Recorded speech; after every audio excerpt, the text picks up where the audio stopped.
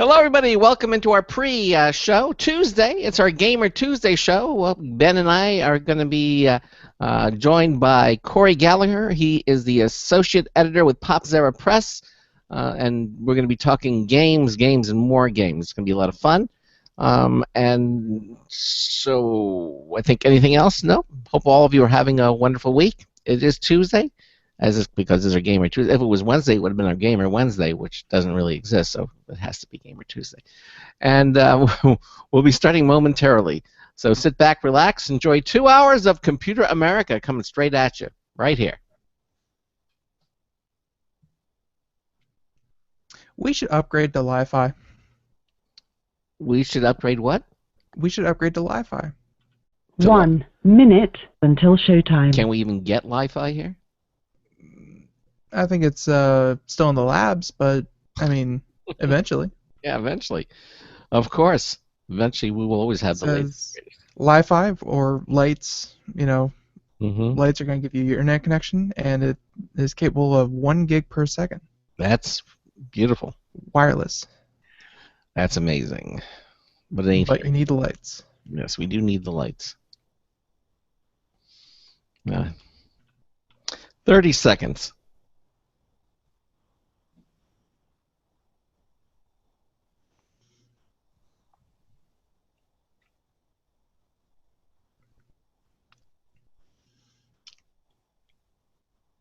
$15. 10. Your show will go live in 5 seconds. 4, 3, 2, 1.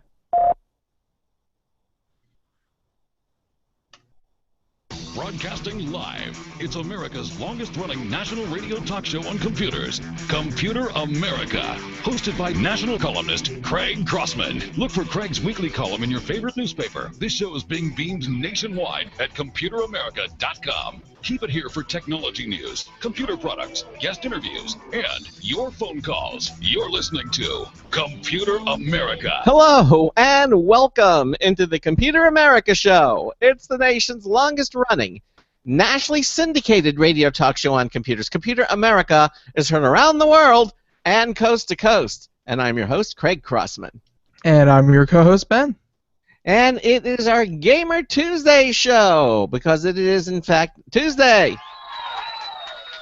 It's all about games, and more games. If you had been watching our editorial calendar, we did have Epson originally scheduled here, but they couldn't make it. But don't worry, they will be here in December, talking about all the really cool new printers and printer technology. So we look forward to that. But anyhow, as I said, it's Gamer Tuesday. And we're on the cusp of the Consumer Electronics Show, CES in Vegas, which we'll be covering. Ben will be out there in full regalia, and you know, we should show them our. I just got, and Ben sent it to me here. I have my own new business cards, and they look really nice. Let me show you what one looks like. If you're watching us on our live video, I can actually display one. I should have had it out of the box ready to go, but I just thought of it. So here we go. This is the new business card, you see? Yeah, does that look impressive? Those are the ones that he is not going to be handing out because he will not be out at CES. Yes, but you see it says right here, founder and host. Okay. So. Yeah, but business cards are much like Highlander, the movie, where all I have to do is defeat you in combat and I gain your titles and power. That's it, exactly. And then you get that title. Yeah. Well, you'll never be the founder, but you'll become the host. Eventually. There can be only one, Craig. That's true. That's very true. Don't forget it. In the meantime, if you have a comment or a question, we'd love to hear from you. Give us a call at 347-884-8881. That's 347-884-8881. We'll get you on and get you through. We also, if you're radio shy, you don't want to go on the air, and we have another mechanism for you. You go to any page at ComputerAmerica.com, which is the internet home of our radio broadcast. Any page there. On the upper right-hand corner, you'll see it says Submit a Question. It's a link. Just click it. It'll take you to our question submission page. You type in your question, click the Submit button, and Ben and I will see it immediately, and we'll ask your question or present your question to our guests or comment or suggestion on your behalf. It's just that simple. The other thing that you can do is that you can watch the Computer America Show. We are, yes, a radio broadcast, but also we have live video streaming of our show. It's the thing to do today in the 21st century. So many radio broadcasts now actually stream live video, and we do it as well. And the way you see that is, again, any page at computeramerica.com.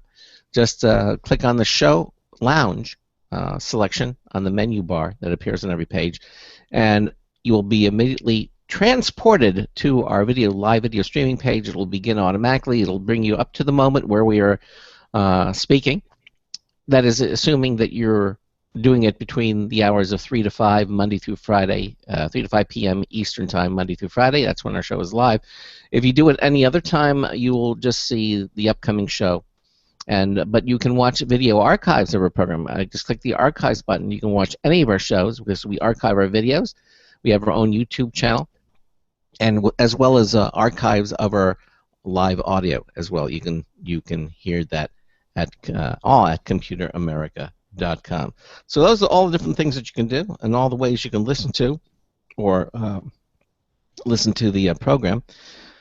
So, if anything else you want to mention, Ben? Anything else I want to mention? No, we mentioned CES. Of course, go check out all of our video archives. We have had a nice bunch of episodes the last couple times, although I guess some of the information, because we did cover Black Friday in quite a few of them, so that is what it is. Although I gotta be honest with you, Black Friday, Cyber Monday, they're bleeding. Not bleeding in some kind of weird, we have to censor it way, but bleeding as in it seemed to happen a month before Black Friday, and now Cyber Monday is happening the entire week of this week. So these quote-unquote deals, I assume they're deals. I haven't checked their prices, but all these deals that they're just hanging around. That's right. The last one I saw was like till December 9th. They were going to continue to have it. Yeah, and one of my favorite places to look for new computer products is, of course, Newegg, and they are having their deals all week long. So okay. Well, we'll talk more about that with our guests in the upcoming hours here at the program. So let's just bring him on in, okay? His name is Cory Galliher. He is an associate editor with Popzara Press, and spends his days working as a journalist and technical writer, and his nights working as a crime-fighting detective.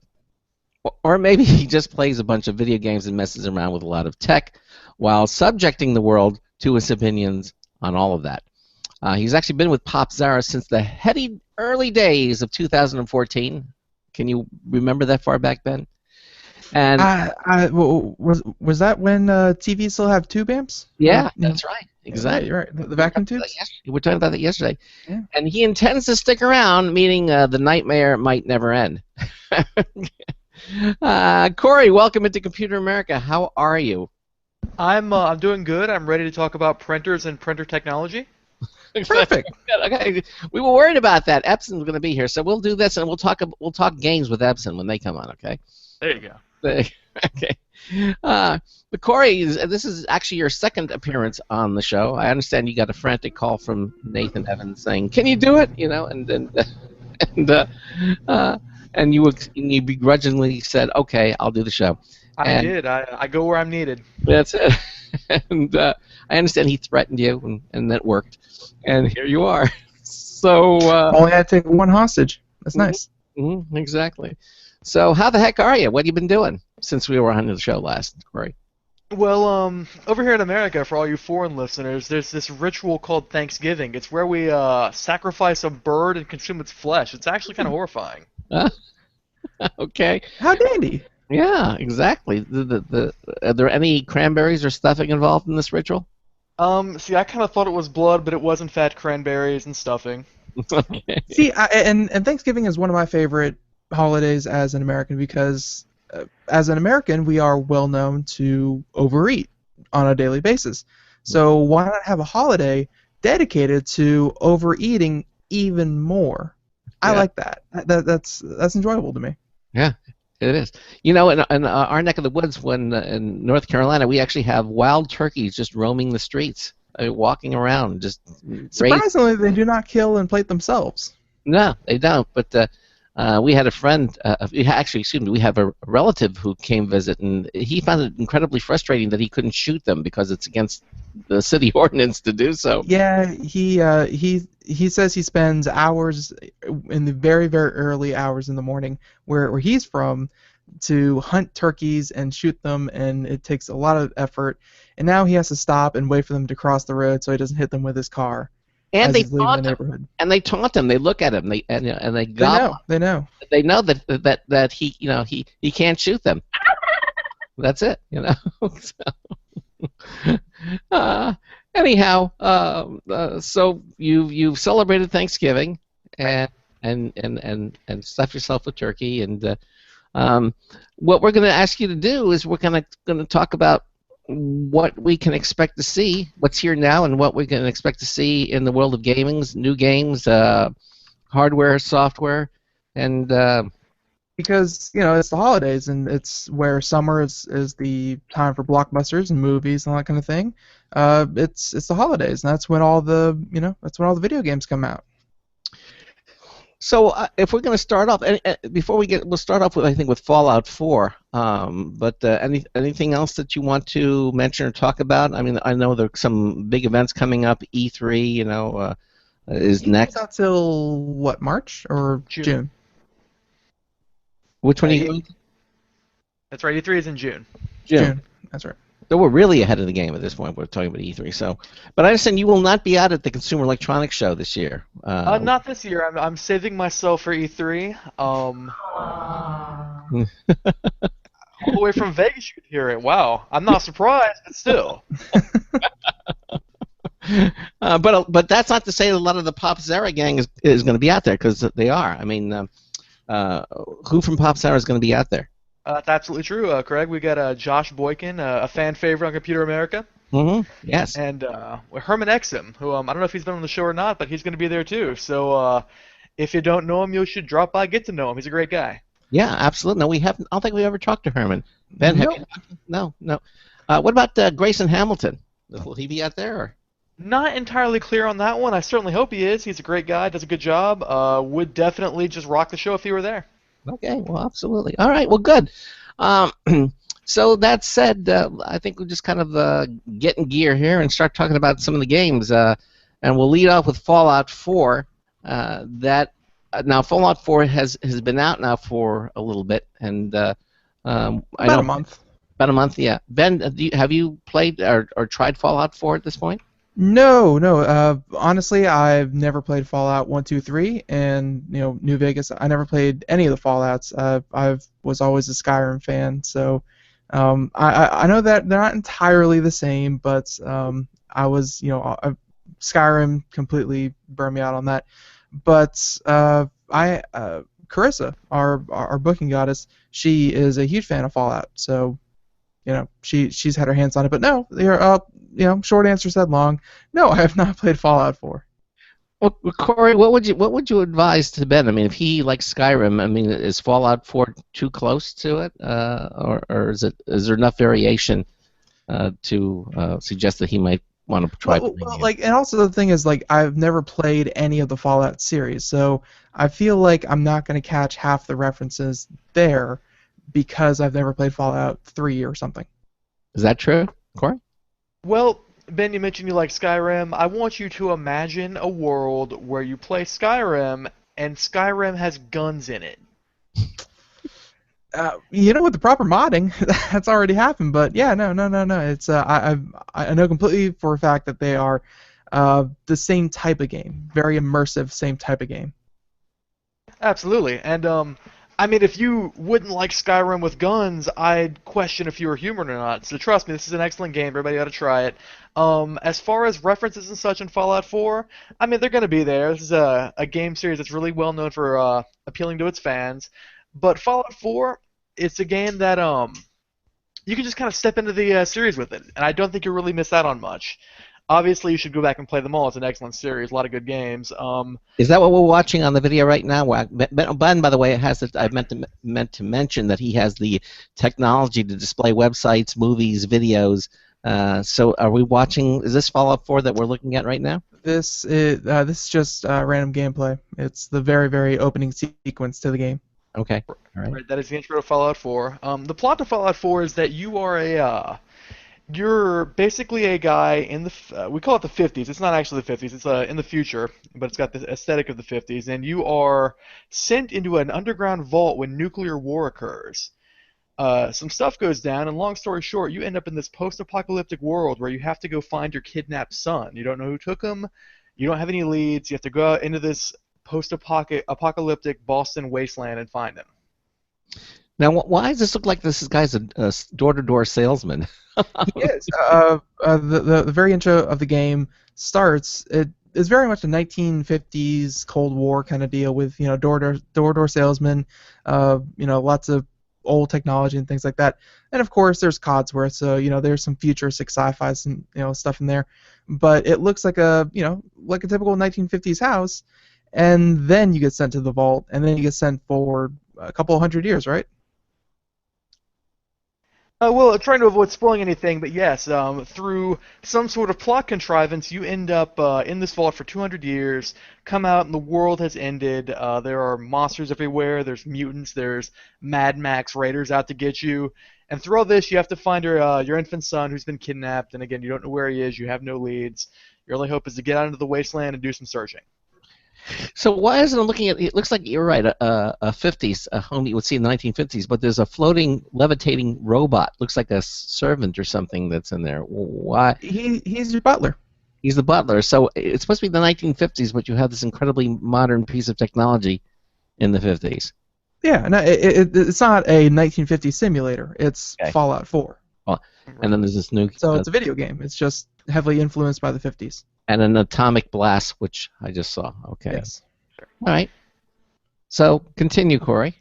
Well, you mentioned it looks like the 50s. The aesthetic of the Fallout series is kind of based on what we thought the future would be like back in the 50s, back when nuclear power was this big new thing, and we were under the assumption that it would solve all of our problems. And one thing you'll notice, for instance, in the trailers is that you'll see cars parked on like in the pre-war settings, you'll see cars parked in the street. They look actually like a car that Ford was developing that was going to run off a little nuclear generator back in the trunk. Obviously, that was never made because it's a terrible, terrible idea. But a lot of the technology you see, a lot of the concepts you see in Fallout come from how we thought the world was going to be back then. It's actually really interesting. Well, and I just saw. I thought it was Coca-Cola machine, but it says Nuka-Cola. Yeah, that's Nuka-Cola. It's actually radioactive. Makes it taste better. Okay. All right. And all these little things you pick up, it's kind of building into this very unique kind of atmosphere that Fallout is very well known for. For the Nuka-Cola, the bottle caps, just a bunch of little quirky things that I think have kind of preserved throughout the majority of the Fallout games. These are all references that you're going to pick up, from Fallout 1, 2, 3, and then they're still in 4. Right, absolutely. I mean, this is a series that has a whole. I wouldn't call it a cult series per se because it's got a lot of mainstream appeal. But people who are fans of Fallout are always big fans of Fallout. You don't just love this a little, you love it a lot. Right. And the reason for that is because the game is just dripping with personality. It takes this 1950s idea, this sort of faux 50s aesthetic, and kind of runs with it. And on top of that, you've got this awesome gameplay. The first couple of games, Fallout 1, Fallout 2, Fallout Tactics, were all hexagon-based strategy games. When Fallout 3 comes out, it's followed up with Fallout 3, New Vegas, and now Fallout 4. It's kind of a 3D open-world exploration type of game, similar to Skyrim or Oblivion. In both cases, you're exploring the world, you're finding out new things, lots of mysteries to discover. It's really immersive. Right. Do you need to play the first 3 Fallouts before you play Fallout? No. You don't have to. No. Like we were saying, obviously you're going to pick up more if you have played the others because there are references littered throughout this that it's definitely going to reward you for playing the others in terms of just referencing other material. But the whole open world thing I think is what appeals to a lot of people because I have a friend who actually played it. I have not played it, but we're probably going to talk a little bit about this and whether or not it's good or bad for the game, but this whole building of your own, I want to call it like a fortress, but it's, to keep the hordes of radioactive marauders away from you. He said that he spent like 10 hours, like before he even really started to play the campaign, customizing his fort. Like before he even had to go look for his son, who's very important to him and very dear to the character. He has to get this fort just right. How long did you spend working on this this home of yours? Right. Well, the whole fort building aspect of things is actually new to Fallout 4. It's an interesting addition. Previously, in the other Elder Scrolls games, or in Skyrim, Oblivion, Fallout 3, etc., if you wanted a home, you kind of had to find one or buy one. And by find one, I mean go into somebody's house, kill them, now it's your house. Right. In Fallout 4, you're actually capable of building your own stuff, which is completely new to the series. This has a lot of really cool stuff. One of the biggest things, Fallout 3 had a lot of loot you could find, and a lot of junk you could find. As you would kind of expect in this post-apocalyptic world, there is worthless junk everywhere. Fallout 4 takes all this worthless junk, turns it into something useful. You can build your home out of this junk, you can build fences, you can build turrets to protect your villages, you can get settlers to live in your village. It's a really cool concept. As far as how long I spent doing it, I'll admit, when I first started playing this game on PS4, the PS4 controller is not really suited to doing this kind of thing, so I didn't spend a whole lot of time messing with village creation.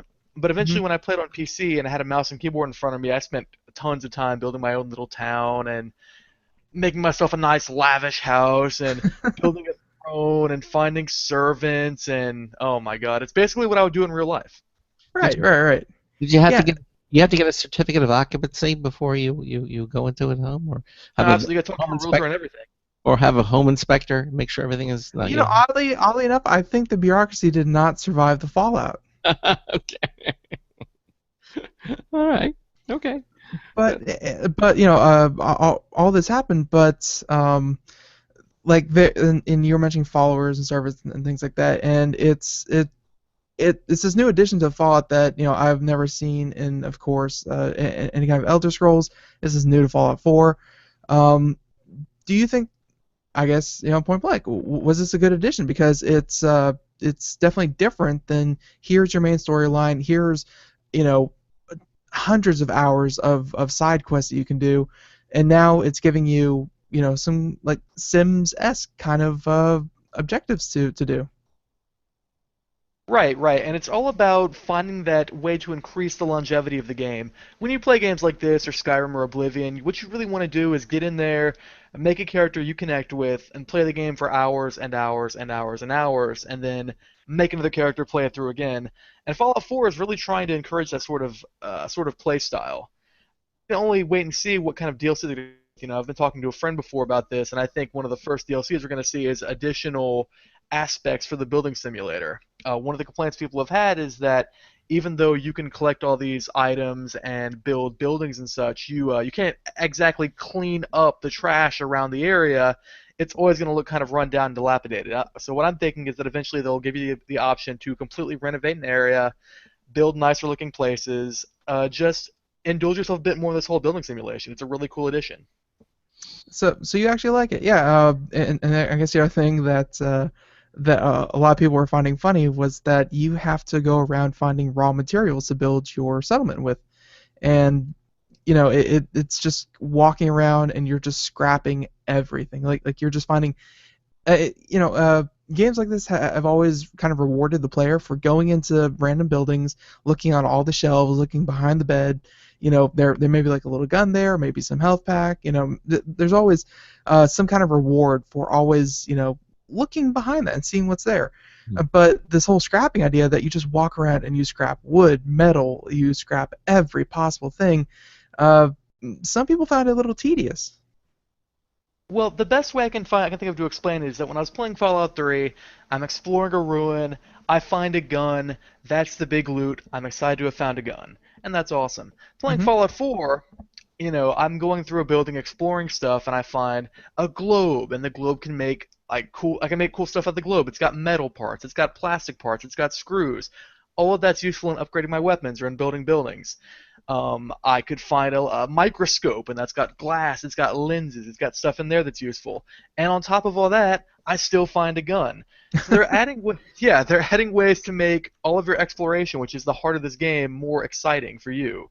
Um, this kind of psychology is really vital to games today, kind of giving you that little rush of I've accomplished something or I've found something. So it's obvious that with this kind of construction system, with the weapon modifications, the armor modifications, that Bethesda's trying to encourage you to feel that little rush of, oh man, this is cool, I've found something useful. Makes sense. Yeah. So, and you mentioned that you played on PlayStation 4 as well as PC. Why'd you switch over? I really doubt that you beat it completely through the PlayStation 4, and then you're like, let's see how it works on computer. So I'm kind of one of those PC master race people. I firmly believe that PC is the system you should play your games on if you can. I've got a pretty powerful gaming PC, and as a result, if I get the chance to, I'm going to play stuff on here. When I reviewed Fallout 4, it was on the PS4. That's the copy that was sent to me by Bethesda. Mm-hmm. But eventually I was like, I like this game a lot, and I know that I'm going to want mods for it. I'm going to want DLC for it. I'm going to play this for a long time. Let's see how it runs on PC. Suffice to say, if you've got a rig that can handle it, Fallout 4 on PC is an experience you have to try out. It's gorgeous. It runs at 60 frames per second. The graphics are beautiful. A lot of people say the graphics are kind of iffy. They're wrong. It's actually a really nice looking game. So again, if you get the chance to, PC is the way to go here. But the consoles aren't necessarily bad either. I ran into some frame rate issues on PS4. I did try on Xbox One. I heard it's about the same situation. Still a completely acceptable game to try on consoles, though. What kind of on your rig? Would you have like a Titan X? I know. Not quite. I have a GTX 980. Okay. One or two? A single one. I don't have an SLI capable motherboard, unfortunately. Okay. And since we're on the topic of your rig, RAM, processor, what do you got? I have a 3570K processor and 16 gigs of RAM, 4 hard drives, 1 SSD. I like it. I really do. Started talking with some people because mine's getting a little bit long in the tooth, but you have you still have a Titan X though. Yeah. That was the latest addition to it, but even when it's like putting like a Ferrari engine into an old station wagon. It's like, yeah, it's really really awesome, but it's gonna hold you back still. It's gonna hold you back. Next. Yeah. Right. But no. Okay, so gaming rig aside, you mentioned that you have pretty decent specs, so it ran pretty well on your computer. Okay, so what else is new for Fallout? Maybe someone who has played Fallout, 1, 2, and 3. Other than the whole settlement system, what's new? Well, as we see here, Fallout 4 obviously borrows from Fallout 3 New Vegas, meaning it's this kind of first-person exploration game. One of the biggest changes you'll see in Fallout 4 as opposed to those games is the fact that your character actually speaks. It's a voice character now. You can play as a male or female, and they both have their own voice. Any dialogue options you pick will be voiced. He'll say things as you're doing stuff. He'll be happy about opening locks, or he'll freak out if you give him drugs to fight with. It's pretty cool. A lot of people have been kind of questioning this. They've been saying the dialogue options are a little bit watered down, and that's true. A lot of the time, you'll be talking to somebody, and you'll get several different options, like say something sarcastically, say something normally, say you might do something. And if you go back and check each of those options, they're basically the same aside from one word. So I can understand people having problems with that, but I think having a voice character, I think that's worth it. I think it makes the story feel a little bit more personal. The main story, of course, as we've come to expect from this kind of game, not especially long. I would estimate maybe 10 hours to get through the main story, but that's not what you're going to be doing. Right. What are you going to be doing? Building villages, shooting people in the face, finding friends, feeding your dog, wearing a scary-looking bear head. Okay, I noticed there's a dog that accompanies him, so the dog is one of the main characters along with yourself. Is that what the idea behind the dog help him find things, or? Yeah, the dog is basically a party member that will follow you around and help you fight enemies. He'll carry stuff for you somehow. I don't really know where he puts the stuff, but he does. You can give him stuff to wear. There's dog armor and a collar for him. You can make him wear goggles. It's really cool, actually. Oh, okay. So you definitely do not want to shoot the dog because he's your partner. In I this. hear though that dog meat is invincible. Your party members cannot die in this one. Oh, okay. They can be knocked down, at which point they'll stop helping you in combat for a while, but they cannot be killed, which is actually a good thing because Fallout 3 New Vegas, they would die a lot. Yeah, I hated that in Skyrim because I would accidentally kill my party members because the AI is not there yet, and sometimes they like to jump in front of your sword or they like to jump in front of your fireballs, and it's nice to have them unkillable. That's definitely a nice feature. I like that. Oh yeah, absolutely. I mean, it makes companions a lot more easy to use.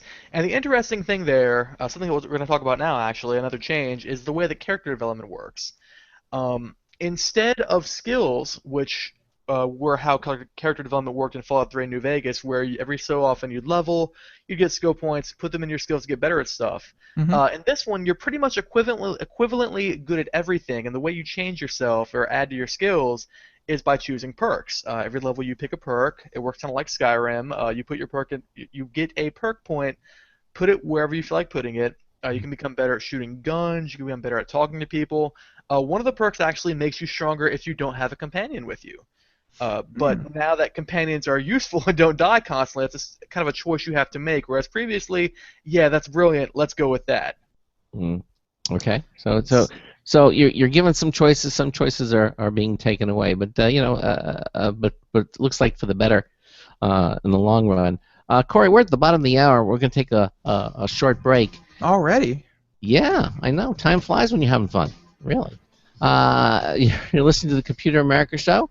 Cory Galliher is here with us, associate editor with Popzara Press. It is our Gamer Tuesday show. We invite you to join us at 347-884-8881. We'll get you on and get you through. We've got a news test build review from Marty Winston coming up as well. We'll be right back. You're listening to the Computer America Show. Sometimes, disaster strikes. Data can be lost due to many different reasons. Accidental reformatting, power spikes, virus attacks.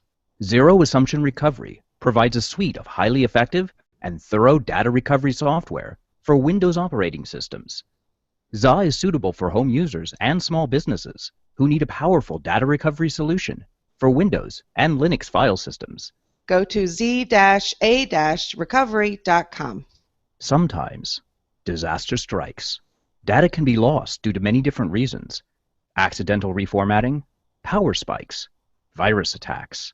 Zero Assumption Recovery provides a suite of highly effective and thorough data recovery software for Windows operating systems. ZA is suitable for home users and small businesses who need a powerful data recovery solution for Windows and Linux file systems. Go to z-a-recovery.com.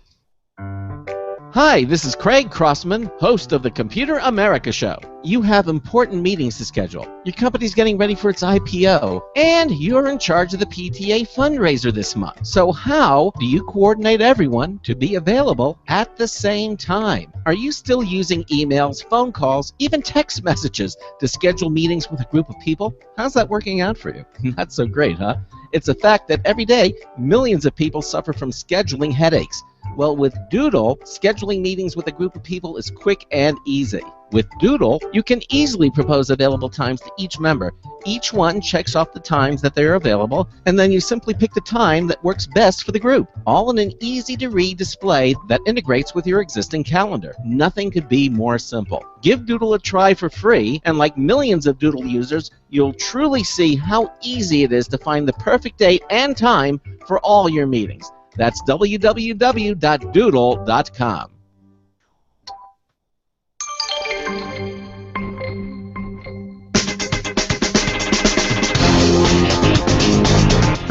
Did you read this about dark emitting diodes? Marty Winston with a News Tips Bulletin Review for Computer America. This time, Sweepovac.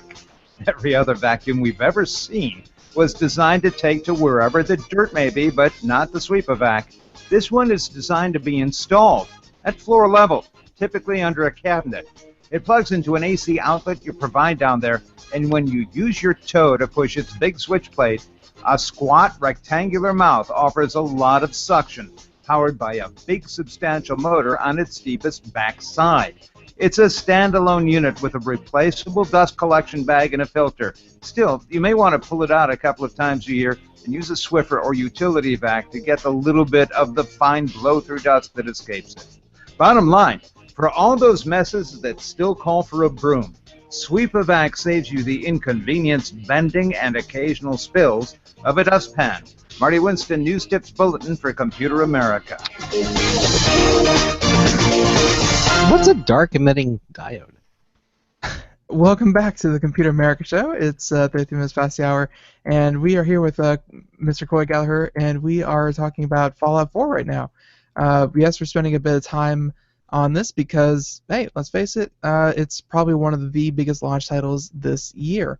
So yeah, we've talked about some of the new features, and of course the perk system is new. It looks like from the gameplay that we've seen so far that there are indeed the usual tons and tons of weird guns, which I think people are gonna like.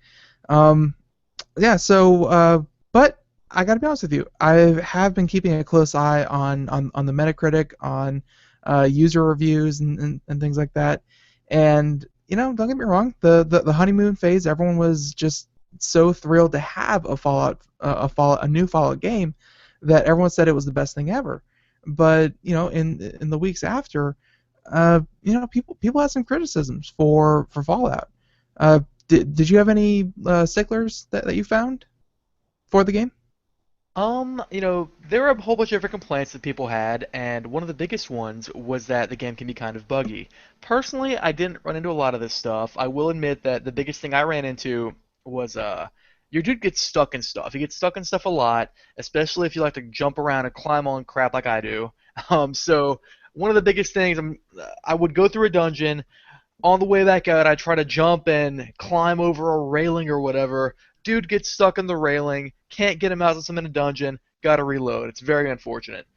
Other stuff. Now, when you reload, do you lose all of your gameplay at this point, or does it remember up to that point? Well, you can actually save whenever you feel like it, thankfully. So I just got in the habit of saving often and not stopping climbing on stuff ever. So before you try something, that you save the game first before you do it, is that it? Yeah, pretty much. Especially, like I mentioned, get stuck in railings, get stuck inside newspaper boxes. The worst part of that being if there's never anything up there, there's no point in climbing on anything. Yeah. Okay. Well, but obviously there are advantages, right? I mean, you do discover things or enhance the gameplay. Oh yeah. No, it's just fun. It's about exploration, so it's fun to explore. Okay. Aside from that, people talked about performance. It's a Bethesda game. Bethesda Softworks developed this, is what I mean. And people are kind of used to Bethesda games like this having a lot of bugs and not running too well when they first come out. And in the future, people who create modifications for the game will eventually fix those issues rather than Bethesda doing it themselves. As far as that goes, personally, I found that this is actually one of the least buggy releases I played from them. New Vegas would have quests that crash constantly. Fallout 3, exactly the same thing. It's just quests would crash. The audio would break. You'd get stuck in stuff. You'd randomly explode and die. Didn't run into a lot of that in Fallout 4, thankfully. Do you say people were tired of waiting and fixed it themselves? How are they able to do that? Isn't this code proprietary? I mean, how do they get into the game to do things like that? Well, modifications or mods are actually pretty common in PC gaming, especially with these games. You can add new levels, you can add new weapons, items, characters, and in this case, you can actually fix bugs. Wow. Oh yeah, absolutely. I mean, you'll see unofficial patches for pretty much all of Bethesda's games that solve things like items floating in the air, the seams in geometry not being lined up properly so that the world looks bad. It's actually one of the biggest benefits of this kind of game. Which actually is interesting too, because from what we've heard, for the first time we're actually going to see game modifications on the Xbox One and the PlayStation 4. Normally it's only a PC thing. Wow. Interesting. Yep. Okay. Yeah, I didn't know that that type of Yeah, modding has always been very, very big in these very expensive games, but not just modding to fix bugs and not just modding to make things look better, but modding to make things crazy and weird and strange and lovely. It's do you feel that there's going to be a very big modding community, in the coming years? Because you're talking about how Bethesda is finding ways to make extra playthroughs entertaining. Just if people can get a couple hundred hours out of just the base gameplay, that's going to be very, very good. But I think something that that keeps people playing these games for thousands of hours instead of hundreds of hours are the multitude of mods that are put out for this. Do you think the modding community is going to be attracted to Fallout 4? Well, let's put it this way. One of your companion characters who can join your party is a guy wearing a big suit of mechanized armor. And one of the first mods to come out for this game repainted his armor so he looks like Buzz Lightyear. All right. So they're already hard at work. Yep. All right. That's got to be really fun. It's almost like playing tongue in cheek, Yeah, exactly. So we talked about what works and what doesn't. Anything else with Fallout 4? What in this game? You recommend the game, I assume? Oh yeah, absolutely. It's a fantastic game. The cool thing though is that even if you don't want to play Fallout 4, this is the holiday season, probably one of the best in years. There's tons of awesome games to play now. So if Fallout 4 isn't really getting your interest, plenty of other stuff to play. Right. All right. So what would you suggest? Well, let's see.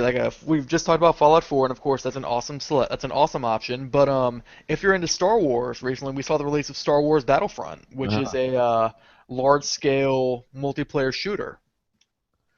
They keep trying, and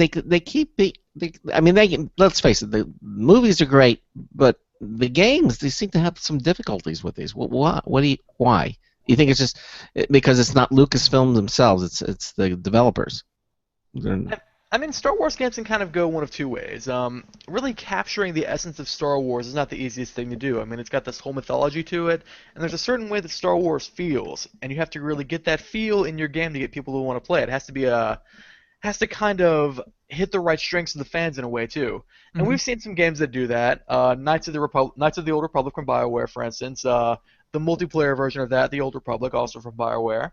Really, like the really, really good Star Wars games, Jedi Academy, the original Battlefront. Oh, sure, yes. Like there have been some.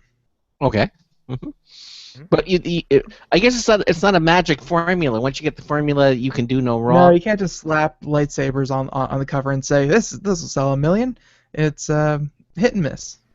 Yeah. It's sort of like what makes a hit record or a hit song. You never know. If Justin Bieber performs. Yeah, right. Just put Justin Bieber or Adele behind it, and it'll sell 1 million. You're good.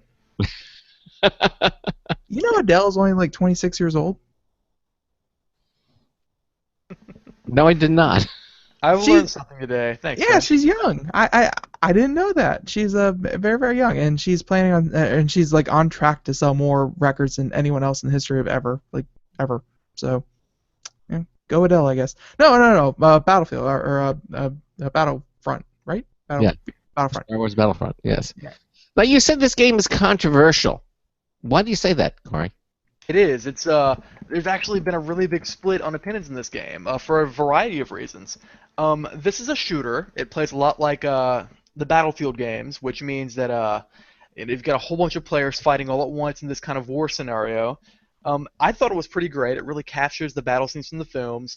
But one of the big controversies about it is that there's not really a lot to it right now. You've got a few different modes. You've got a few different maps. It costs $60 straight up.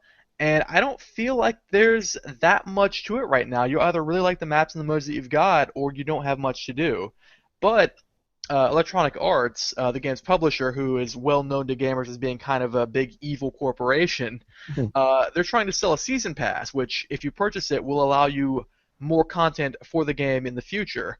And people are upset about this for obvious reasons, because if the game is hurting for content, obviously they probably should have put more in on release instead of expecting you to buy more later. Right. Well, were they pressured because of the upcoming movie, and they figured they had to have this out in time for the movie? Oh yeah, absolutely. That's not even a question about that. In fact, I believe the first DLC map for this is actually based on the new movie. Okay.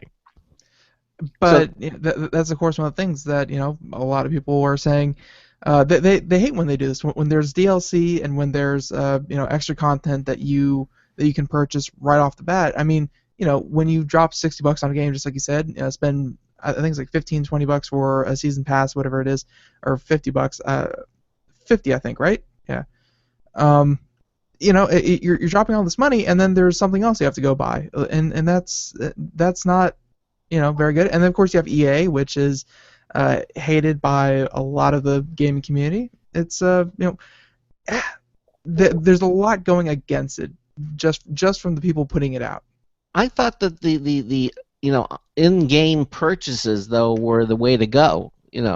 Or is that because the game sold for nothing? You're thinking of the freemium model, which is give the game out for free and then in-app purchases freemium, and that works for a lot of different games, and it works for a lot of very, very big games. But this is not freemium. This is drop your money up front and then you get to play it. Okay, and then you still have to buy more stuff. And then there's still more stuff to buy. Right. And that's what the objection is. Yep. Did you actually get a chance to play this in its entirety, Cory?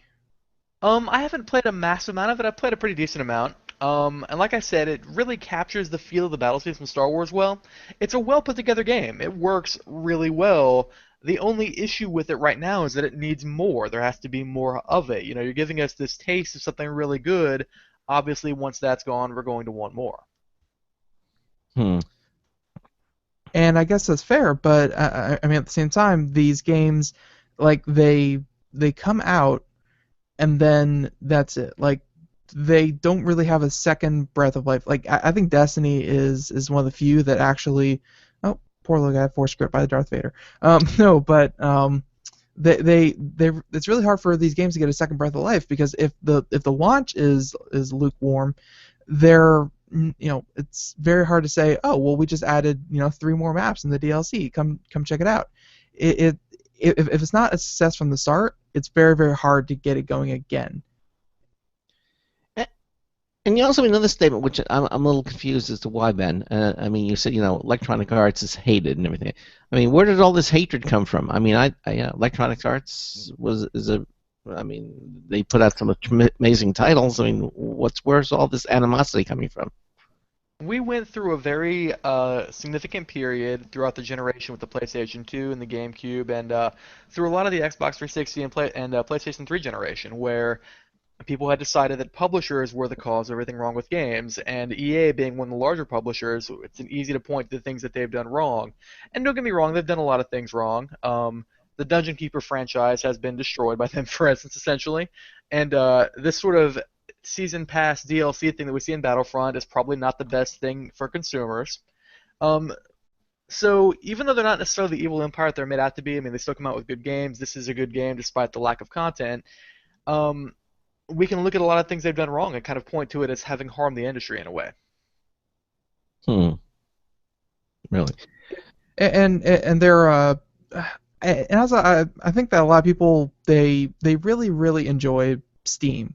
And I promise this ties in, but Steam has always been seen as kind of for the gamers, one of us. They really listen to us, and don't get me wrong, Steam messes up from time to time, but EA came out with a digital distribution platform called Origin, and they have locked a lot of titles into the Origin thing. And I'm not saying it's across the board because there are so many Steam fanboys, but Origin has a lot of things wrong with it, and EA has mishandled a lot of the games on their Origin platform that they don't really do a lot of damage control, and so a lot of the hate that they get is not mitigated whatsoever, which it could be. If they came out and made some comments to the communities, it probably could be mitigated in one way or another. But yeah, it's kind of like lets it roll off their back, and they are accept that, hey, some online communities don't like them, but they come out with really, really big games, so people have to keep coming to them because they have big titles. Any comments, Cory? I mean, Origin itself, the distribution system that EA uses, is actually, I think it's better than Steam in a lot of ways, to be honest. Their support system is certainly better. Steam is well known for having awful customer service, so if anything goes wrong with Steam, you're largely on your own. Whereas Origin, every story that I've seen has been, I submitted a ticket today, they got back to me, my problem was solved today. They also do this really cool thing called On the House, where every so often Origin/EA will just give everybody with an Origin account a game. Just give it to you, straight up, free, no charge, get to keep it. It's wonderful. Right now, by the way, for any of you out there who enjoy games or have Origin, they're giving away Jade Empire, which is a fantastic RPG, absolutely worth your time to check out. Wait, they're giving away Jade Empire? Yes. Oh, never mind. EA is amazing and a wonderful company. I love Jade Empire. I played that on the original Xbox. That was a really, really fun game. It's been around for a long time, is what you're saying. They're just giving it away now? It has. It's still an excellent game. I mean, it's the graphical fidelity maybe not quite what it was back in the day, but it's still an awesome game. It's worth a look for anybody who enjoys fun or is human. Okay. Yeah, I killed the dragon, so they did not like me. They did not like me. So you gonna go back and play that game again, or is it just? Oh no! I played it back then. I don't need to play it again. No, we have all these amazing titles that just came out this last month. Why? Okay, so anything more about Star Wars, Cory, before we move on? How is the online community? Because I hear like the not really single player, but the campaign style missions. They're a lot of fun, and the replayability is obviously pretty low because they're missions. How often can you play these things? How's the online aspect of it, or at least the multiplayer aspect of it? Well, the single-player aspect of Battlefront is basically non-existent. There are little training missions that show you how to control the vehicles that fight on foot, control hero characters. They're just that. They're tutorials. They're not really worth doing outside of the one time. And it's interesting that you mentioned the online play, because that's kind of the defining point for a game like this. We talked about how there's a season pass with DLC. Obviously, if you don't have the DLC, you can't play that content with people who do. It splits the community apart, and these games live or die based on how many people are playing them. Mm-hmm. So the problem is, are we eventually going to see this game die out and basically become useless to everybody because not everyone has all the DLC and they can't play together, which results in these tiny segmented communities. During the time that I played, I had no trouble finding games. Everybody was better at than I was, which I guess is something. In these games, you're basically cannon fodder for a while until you get used to how to play. So at the time, when I was playing this regularly, it felt pretty good to me. Like, I think a lot of people are going to stick with it. The big thing with this one is that it's a Star Wars game. People love Star Wars. Star Wars has fans, has comic book fans, it has movie fans, it has video game fans, and I think that's what's going to keep this game alive, even when maybe another game from an original IP might not have. So you're saying that it's actually going to have a little bit of success because it's Star Wars labeled, and of course there's going to be interest as the next trilogy in the whole Star Wars franchise starts kicking off. I believe December 25th is the first is episode, or I'm sorry, movie 7 of the Star Wars franchise. So yes, before the movie came out, the game came out, and that's definitely going to drive some interest. Kids are going to say, "Oh, that was really great. Can I get this game? Can I get this game? I really want to play it because it is Star Wars." But if that drives a couple people to keep playing it past when they normally would just kind of drop it and say, "Oh, that was fun," but it's kind of dead now, then I guess it's fun. How far do you think Battlefield is going to get people? Because we were talking about Fallout 4 earlier, and a game like Fallout 4, we know that's going to be around for years to come, and people are going to put in thousands of hours on that. How far do you see Battlefront getting? I mean, again, it's an interesting question.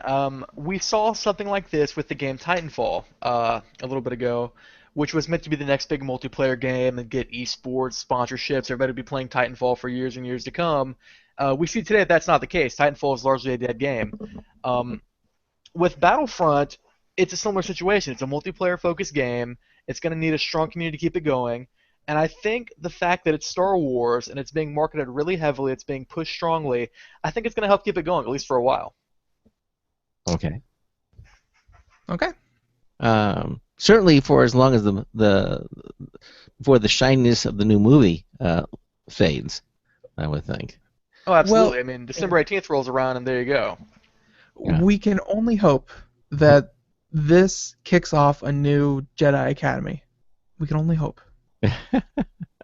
You know, the other factor you have to think about is that how many generations? I mean, this is just so many. It's all new. You know, this came out in the early '70s. Like early 70s, and then there was the one in like the 99, 2001, 2002. I think was like episodes 1, 2, and 3.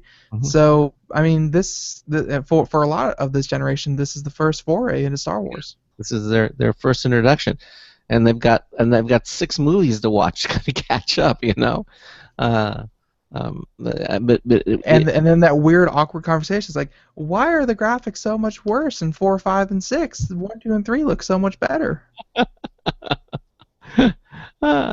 exactly. I mean, it's all new. I mean, we have new generations watching this. I mean, it spanned a number of generations. Mm-hmm. So they have a sort of like a built-in new audience a number of times over. Cory, does that factor into anything? I mean, obviously the hype for this upcoming movie is out of control. I mean, you can't look anywhere without Star Wars, Star Wars, Star Wars, Star Wars, Star Wars. And combining that with this generation that's, grown up with video games, it's a great combination that's going to help this game out quite a bit. Okay. All right. Okay. And of course, there's a little bit of that was really fun as you get shot down by Big Baller 23. In the X fighter behind you, in the X-wing behind you. That's a lot of fun. So, so Star Wars Battlefront, I guess a solid choice. The beta, a lot of people did play that. I personally was not sold after I played the beta, but it's nice to hear that they came out with a decent game that they brought out to market. It's not one of those simple movie tie-in games. Like it could probably stand on its own. I guess the question to ask is, Cory and Ben, is who is not going to go out and see this movie? What, Star Wars? Yeah. Who's not going to see it? Amish. The Amish. Acidic Jews. Who are you looking for?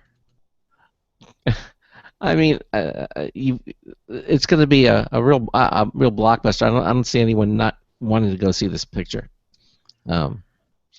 Because who knows? Maybe Disney will ruin it. I'm not saying they will, or even that it's looking like they will, but they might. Maybe Jar Jar Binks makes a surprise return. No, I don't think they're going to do that. I think they learned their lesson with that. I mean, actually, it's being very strongly hinted that Jar Jar Binks is the new villain, so... Yeah, I've been seeing that all over the internet. The whole Jar Jar Binks Sith thing. Yeah, I think it's misdirection. I would hope so. I don't think anybody wickedly evil could talk like that. Chewbacca gone rogue. You just don't know, and that's one of the things I like about this. You really don't know what's going to happen in Episode 7, and that's good. That's it. Well, that's because they're not leaking anything out. They're keeping it tight, close to the. Even when you watch the trailers, they don't give anything away. So I think they've learned their lesson. Oh, speaking of trailers, we have like three more minutes. Cory, Greg, did either of you see the new Superman vs. Batman trailer?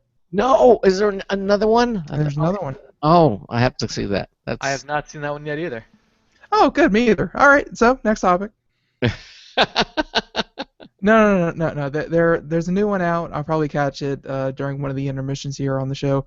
But yeah, new Batman vs Superman, and people, I think they went a little bit further away from the Superman as Jesus metaphors, hopefully. But yeah, new trailer. Yeah, the first two were a little disturbing, but I thought very very well done. And I had my doubts Ben Affleck being Batman, but from what I've seen, it looks like he's going to do a really good job. I think he's become old enough and sophisticated enough to do that role with the justice that it needs. Yeah, really. I mean, the knee-jerk reaction was Ben Affleck as Batman? That will never work. And then he seems like that's a Batman right there. Yeah, he seems to be doing a really good one. Just dark Batman. Yeah, the dark. Well, and Batman's always been the dark one. Come on, let's face it. He's always been the dark comic book character. The Dark Knight. The Dark Knight. Yeah, exactly. All right. Well, we are coming up against the top of the hour break. Some of the games we're going to be talking about is Tomb Raider. Okay. I know Grayson Hamilton absolutely loved Tomb Raider. Remember when he came on and talked about it? He couldn't stop speaking enough of. Yeah, he seemed to be ready to throw off the shackles of the conical boobed, Angelina Jolie type character, Right. which it probably was time to reboot the series, and now there's a part 2 to the series. Right. And we're going to talk to Cory again about was it overshadowed by the other releases? Also, Just Cause 3, which was released today?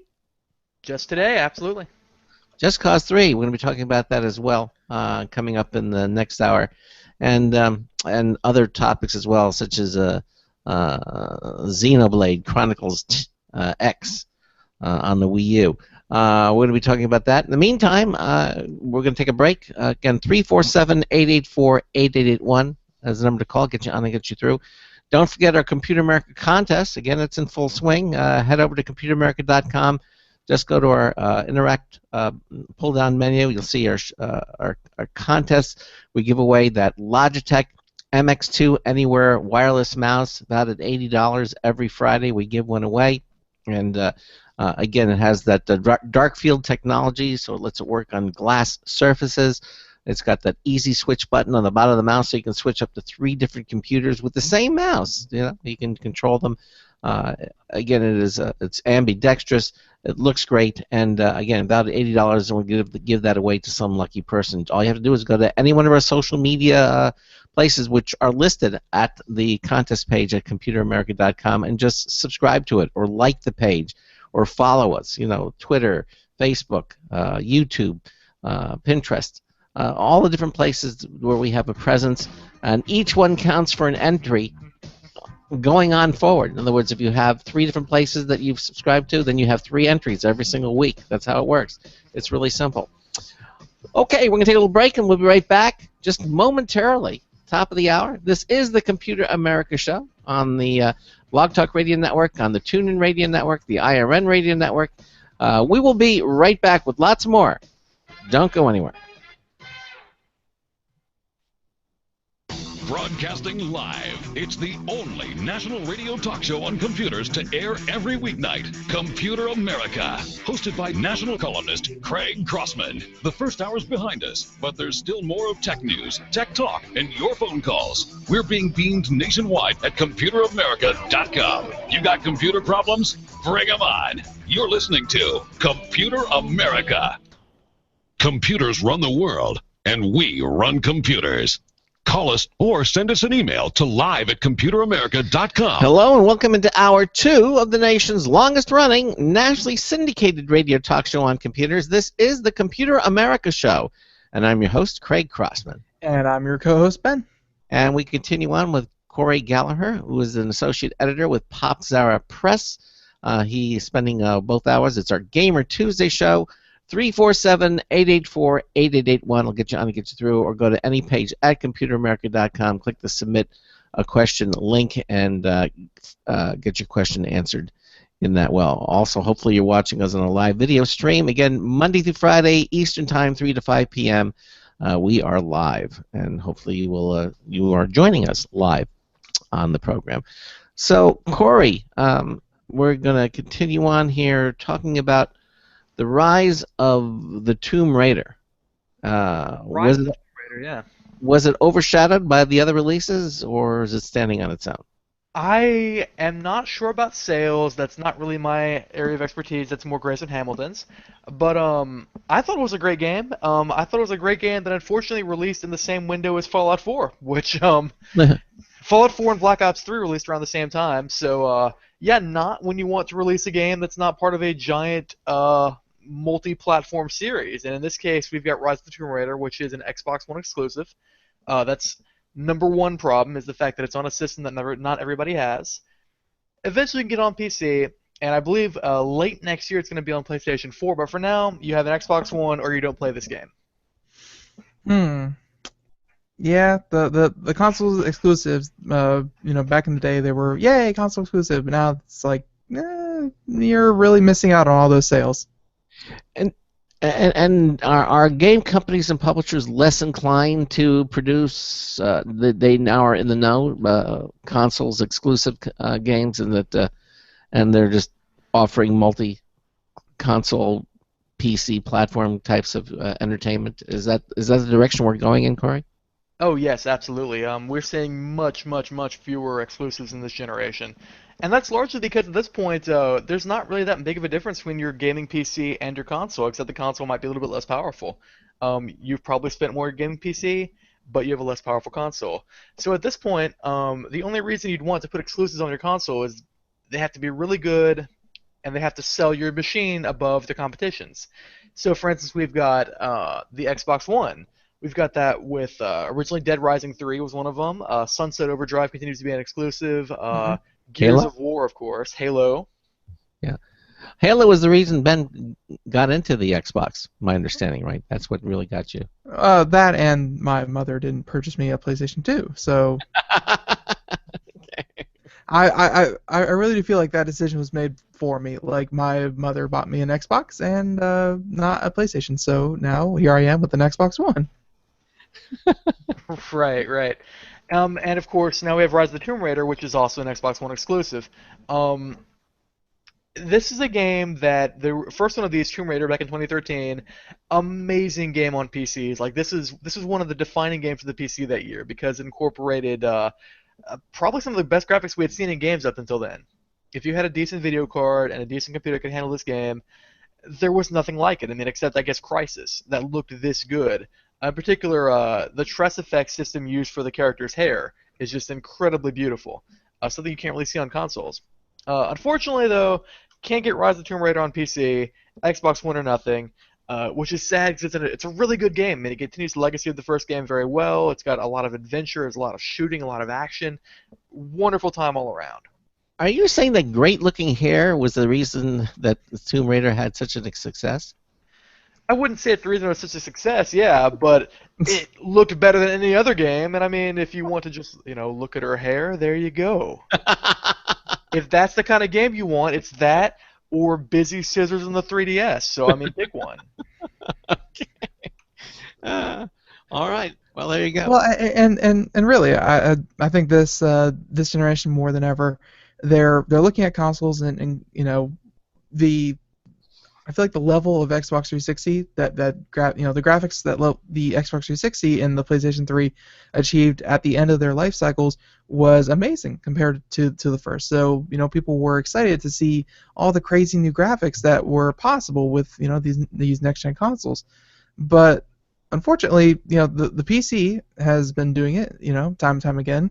But the Xbox One and the PlayStation 4, yes, they're early. Yes, people or these developers still need to learn the hardware and learn how to develop for it. But the graphic engines, like, they're advancing all the time on PC, but they're still trying to play catch up on these quote unquote next gen consoles. So it's very satisfying when you see new better graphics, even if it is just hair. I mean, I have no comment. And that's fine. So you actually had a chance to play the Rise of the Tomb Raider, and how long would you say gameplay wise this one is? I would say around maybe 15 to 20 hours. Obviously, it can go for longer if you do a lot of side quests. If you play it through, you don't rush. About 15 to 20 hours. 15 to 20 hours. That's not bad. And of course, a lot of it is centered around this storyline.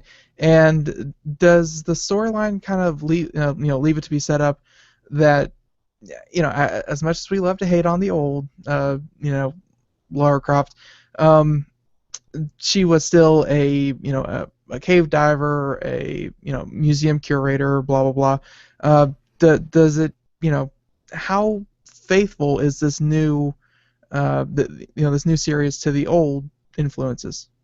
Well, this is a sequel to the 2013 game where Laura was kind of reintroduced as this archaeology student who maybe wasn't quite as badass as the original Laura, a little bit more vulnerable, a little bit more relatable, which of course means that when you start doing badass things, it feels a lot better. You know, you're really getting into it, and that's kind of continued with Rise of the Tomb Raider.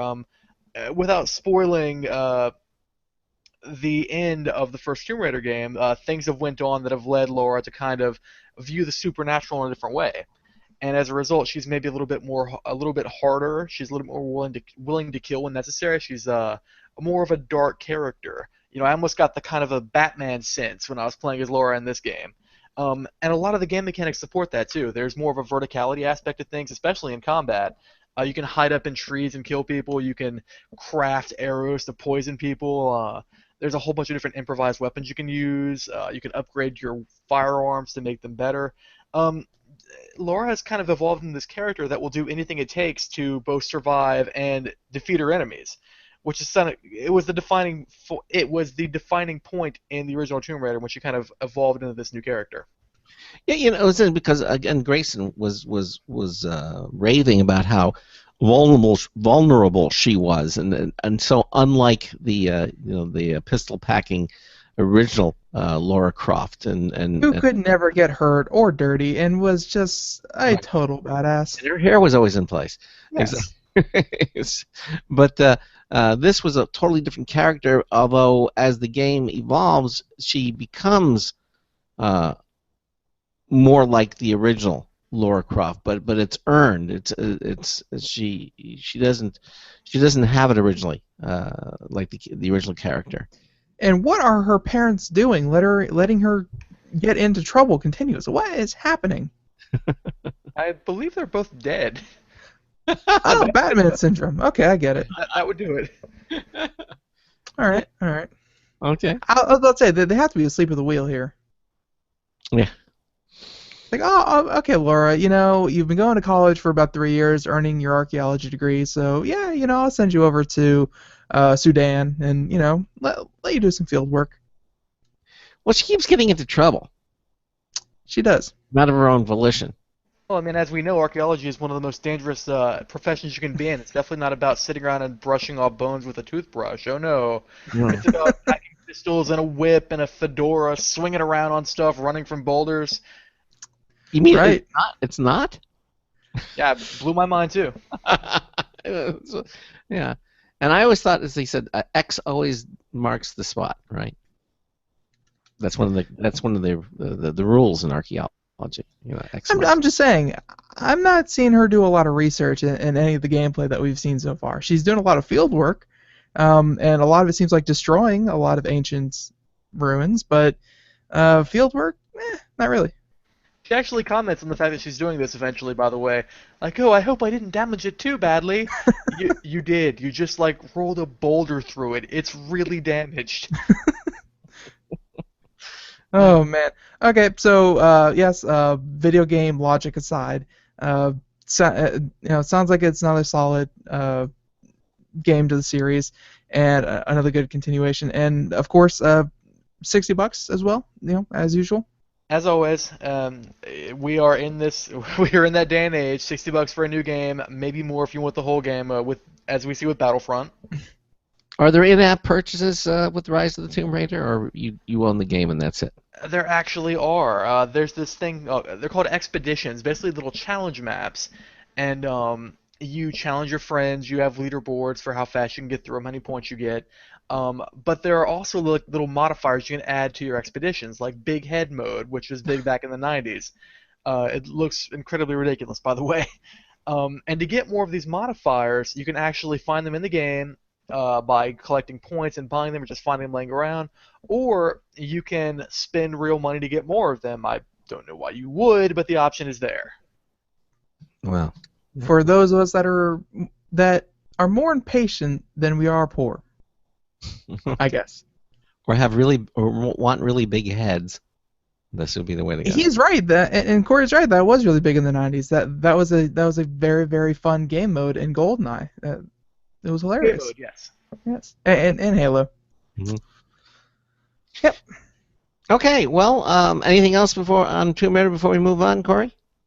It's a pretty decent game. It's unfortunate that it had to come out when it did, surrounded by all these other awesome games. Okay. Well, pulling us up to being released just today, is Just Cause 3. Let's talk about that. Just Cause 3. So if you play a lot of games, you're probably familiar with Just Cause 2, especially on PC.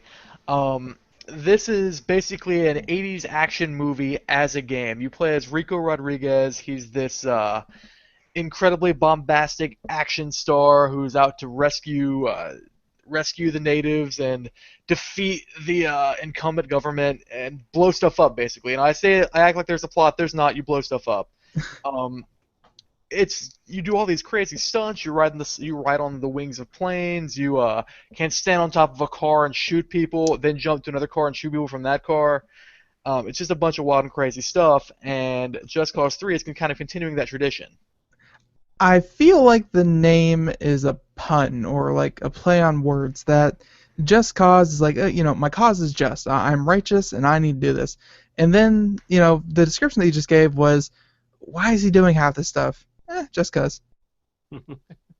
Sounds about right. Which is it, or it's both? I would say it's both, most likely. Okay. So what tell us about some of the features with Just Cause 3. It continues on the story, adds what's I'm getting a little, and by the way, again, watch the video portion of our show, and you can see a little bit of the gameplay as we talk about the games, and just watch some of this gameplay. I'm getting like a little bit of a Crackdown feeling to it, which was another really great game. Oh yeah, absolutely. Now, Just Cause is all about being able to do what you want, as you said, Just Cause. So you've got a grappling hook and a parachute, and these were your two big tools in Just Cause 2. You can grapple onto things, swing around, launch yourself into the air, fly around your parachute, which you never drop for whatever reason, go all over the world, connect your grappling hook to things to pull them over, which is hilarious. Tether things to each other, like tether your enemies to the back of your Jeep to drag them around as you drive. Just Cause 3, the biggest addition, is a wingsuit, which you could already kind of fly with a parachute. Now you can actually fly. Now, if you haven't seen videos of this, I don't know if Ben is showing one right now or not. This is one of the better depictions of flying that we've ever seen in video games. You get this real sense of speed. It's very intense. And I guess that's just like, is there any actual aerial combat, or is it just just a form of travel? Oh no, there's absolutely aerial combat. The game opens up with you standing on the wing of a plane shooting things down with rocket launchers. Real? Okay. Yep, it's that kind of game. And of course this just came out today, so it's obviously the same thing that Tomb Raider has to deal with. It's following, or at least is landing around all these other very, very large titles. Do you think it Just Cause can hold its own? Well, the problem right now, as I've seen it today on launch day and yesterday when people got a chance to try it out a little bit early, apparently it's got performance problems on PC and especially on consoles. People are saying that the digital rights management portion of it, where it has to kind of phone back to the publisher servers to ensure that you're not playing a pirated game, they're saying that's got some problems right now. It's causing really bad load times. People on PC are saying that their systems sometimes don't work with the game. They're saying that every so often it doesn't render the water, so you're driving your boat around in midair, and there's lots of screenshots aware of like people driving around the road, and the road is just like shattered to pieces in a really glitchy-looking way. And in this day and age, especially after last year when we saw a lot of games that came out in a state that they really shouldn't have, Assassin's Creed Unity, Halo Master Chief Collection, people aren't really ready to stand for that right now. Right. You can refund games on Steam if you've played them for less than 2 hours and have had them for less than 2 weeks. And if that happens too often, there's going to be a financial kickback, or not kickback per se, just a backlash for the publisher, who put out this game that wasn't ready to go out. Am I surprised that it's out now when it's maybe not ready yet? Not really. It's almost Christmas. You get your game out now, it's going to sell. Am I disappointed? I got to play it for a little while earlier. It just came out today, and of course I have a day job as a crime fighter. In my experience, it was fine, but I've been seeing, especially a lot of people on Reddit, saying that it's just not in a state where it should be right now. But yes, people are going to stand for it. Unfortunately, that's kind of what we're used to nowadays. Is that games don't leave the door finished. Games leave the door hopefully playable, and then they're patched back together at after it's had its initial release. And that's not as a gamer, that's not what you want to happen, but it's just kind of the state of the games nowadays. Well, I've said this quite a bit in the past. For every one of us that talks about video games and plays a lot of video games and goes on a radio show with famous radio host Craig Crossman and talk about video games, there are 10,000 people who just buy whatever has pretty box art. So That's true. It's an industry where you can't really vote with your wallet because your wallet is so minimal compared to the enormous sacks of money everybody else has. Mm. Yeah, it's easy to to rant and rave and yell and listen to your own craziness, but at the end of the day, it's consumers are reliable if nothing else. They like to buy things, and things are there for them to buy. So it's but Just Cause 3 may not be finished, but at least the gameplay that we're watching here on the show seems, just as you said, crazy. I mean, I'm not seeing the video. Are you switched over to the video? Oh, my bad. I mean, we're not. I've just been watching the video alone, and I've loved it. But yeah, no, it's just craziness. All right. Well, Just Cause 3 released today, $60, and too soon to give it a thumbs up or thumbs down, Cory?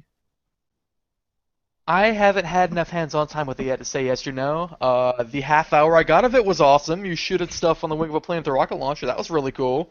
If it keeps doing stuff like that, sure. Especially if it doesn't glitch out on me. Wonderful. If it does, maybe not. Maybe wait. We'll see. Okay. So let's talk a little bit more other games that you might want to mention. I know that we had these here, but we have plenty of time to discuss some other games.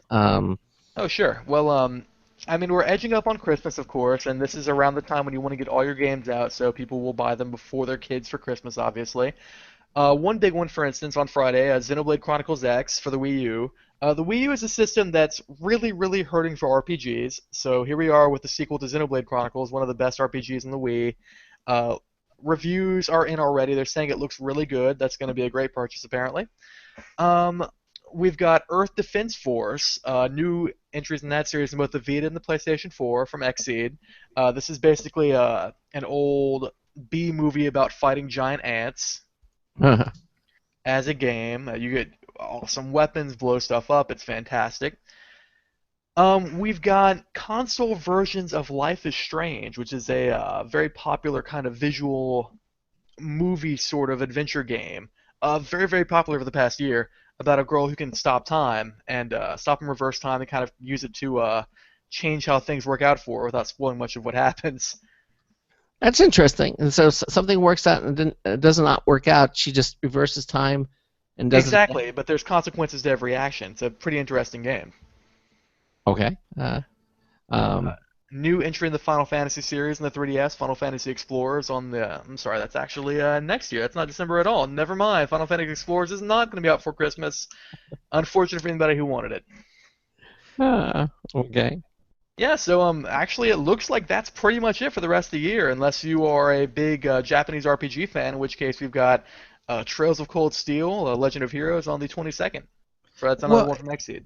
Right, yeah, and although there was one title that we haven't really talked about, although they have been advertising like crazy, which was the Tom Clancy Rainbow Six Siege. Rainbow Six Siege, yes. I haven't had much hands-on time with that, have you? I have not either, no. But it's definitely one that I want to check out. It looks like they're borrowing a little bit from the Battlefield franchise, where everything is destroyable. You can alter your surrounding. You can really interact with your environment however you feel like it, and that's a very, very cool feature to have in a first-person shooter. So because yes, you can have a static map, but have it dynamic like that is going to lend to a lot of interesting gameplay. So that's something that I definitely want to check out too. I mean, this is kind of a tactical shooter, and to be honest, my tactics in most shooters involve running at stuff and hitting it with my face until it explodes. I'm a big fan of Doom, so Yeah. Go so ahead. yeah, I don't know if this is going to be one that's necessarily on my radar for the time being. It's graphically impressive, that's for sure, based on what I've seen from E3 and from more recent footage. But I've yet to get my hands on with it, to be honest. Okay. So, as far as game is concerned, big plans for the holidays with all these new games, or what's Cory Galliher going to focus on? You know, what are you going to be getting? I'm in the interesting situation where, as one of Popzara's game reviewers, I have copies of pretty much everything. So a lot of my time is going to be spent trying to determine what exactly to play. And I will admit that a lot of my time right now has been spent on Fallout 4 because it's just so expansive. There's so much to do. It's a wonderful game. If you have a gaming significant other or a child who can, maybe he's above 18, so they're not horrified by the gore or whatever, Fallout 4, great choice for Christmas. What about some of the more traditional games, you know, like World of Warcraft and some of the things that would your recommendation be to people who haven't played any of these games or just coming into their own for gaming? Should they just hold out and start out with Fallout 4, or should they try some of the more venerable offerings that are out there today, Cory? Well, it's funny you should ask because every year the platform Steam, which is kind of your big distributor on PC, does a Steam sale. And when that happens, pretty much hundreds, I would say thousands of games go on extremely deep discount. So if you're new to gaming, that's a great place to start. Go on there, find the highest rated stuff, get it all very, very cheap, buy more games than you'll ever play for the rest of your life, enjoy. Yeah, Steam is definitely good for gamers on a budget because I know that I'll have 10, 15 different games on my wish list that I'll be sure to put it on there. I really want this, and then it'll let me know that hey, this is on sale for 60% off, 70% off, 90% off, and if you're not one of those people willing to spend the big bucks right out the gate, you can always throw it on your list, and eventually, as with Steam, it will it will go on sale. Well, should the almighty dollar be the dictator of what it is that you're going to play? Just because something it may be too expensive, or how do you base on what games you choose? I mean, is it what people are saying about it? How do you choose a good game? Well, Cory? one of the things you learn once you play games for a while is that it's very wise to not buy stuff on release day. If you're buying a game for $60 straight out the gate, you're kind of wasting your money. Between the fact that you can get a lot of games cheaper when they're used, and the fact that things tend to go on discount a lot more often than they did back in the 90s or even the 2000s, you really do need to be willing to wait. Like, patience is the key here. What's more is you got to kind of consider how many hours you're getting per dollar to some extent. Yeah. Something like Fallout 4, for instance, $60. I'd feel better about spending $60 on that than I would say, Rise of the Tomb Raider is a great game, but it's not going to last you quite as long. Maybe you want to wait until that one drops to 30. All right. Yeah, and gameplay or money per gameplay hour. It's some games definitely do that better than others, and Steam I think has one of the best systems in place where it shows not just people who review these games, thumbs up, thumbs down, and also what they say about it, but also how long they have played it. So if someone is playing it for 250 gameplay hours and they say they really like it, that's a very informed review as opposed to someone who's played it for 3 hours and says that it's terrible. Right, absolutely. It gives you good indicators on whether or not they're just kind of saying stuff to say stuff. Yeah. I mean, one of the things about Steam reviews is that they have the option to let you say that let you say that a review is funny. And I don't know, I have trouble taking a review system seriously when you can say that a review is funny, because, One thing, though, real quick, if you're going to talk about Steam, one game that definitely needs to be mentioned that always goes on sale during the Steam sales. It's called Bad Rats. Never heard of Bad Rats. Bad Rats plays a little bit like the old Incredible Machine games. You assemble a Yes. machine to eliminate these rats, basically. Usually goes on sale for like 75 cents. It's worth picking it up, giving it to people since it's so cheap. Definitely worth a look, especially if you're new to Steam. I remember playing the Incredible Machine. Wow, that brings back some weird nostalgia. Yeah, I know I'll definitely have to check that one out. Bad Yeah, Rat. absolutely worth a look. Bad Rat. Anything else you might want to suggest? Stuff that's come out recently that hasn't gotten a lot of attention. So Platinum Games, people who play a lot of games know them and love them. They made Bayonetta. They made a lot of games that are a lot like Bayonetta. And recently they made Transformers Devastation. Now, I'll be the first person to admit that I don't know anything at all about Transformers, except for one of the guys turns into a truck, and I guess that's pretty cool. Transformers Devastation has you play as the different Autobots, Optimus Prime, Bumblebee, etc., etc. Again, plays a lot like Bayonetta, as does all of Platinum Games' games. It's a lot of fun though. It's really well polished. It's got a loot system that kind of extends your time with the game. Just check it out. I think it's relatively cheap right now, about $25-$30. Okay. Bad Rats. Anything else that you might want to suggest? Why don't you give us a few recommendations for our listeners for the if they don't. Sounds Yeah. good. Yeah. I just tossed out some stuff that I've been playing a lot of lately. It's inexpensive. It's a game called Downwell. Downwell released on both mobile platforms and Steam. It's a very, very simple game, low fidelity graphics. You are falling down a well. Your only means of survival, because the well is full of monsters, is the fact that you have guns on your shoes. Shoot the monsters with the guns on your shoes. Land on them if you can to get your ammo back. Pick up items to get different weapons. This is like a $3 game, and I spent like 10 hours on it already. It's really excellent, high-quality stuff.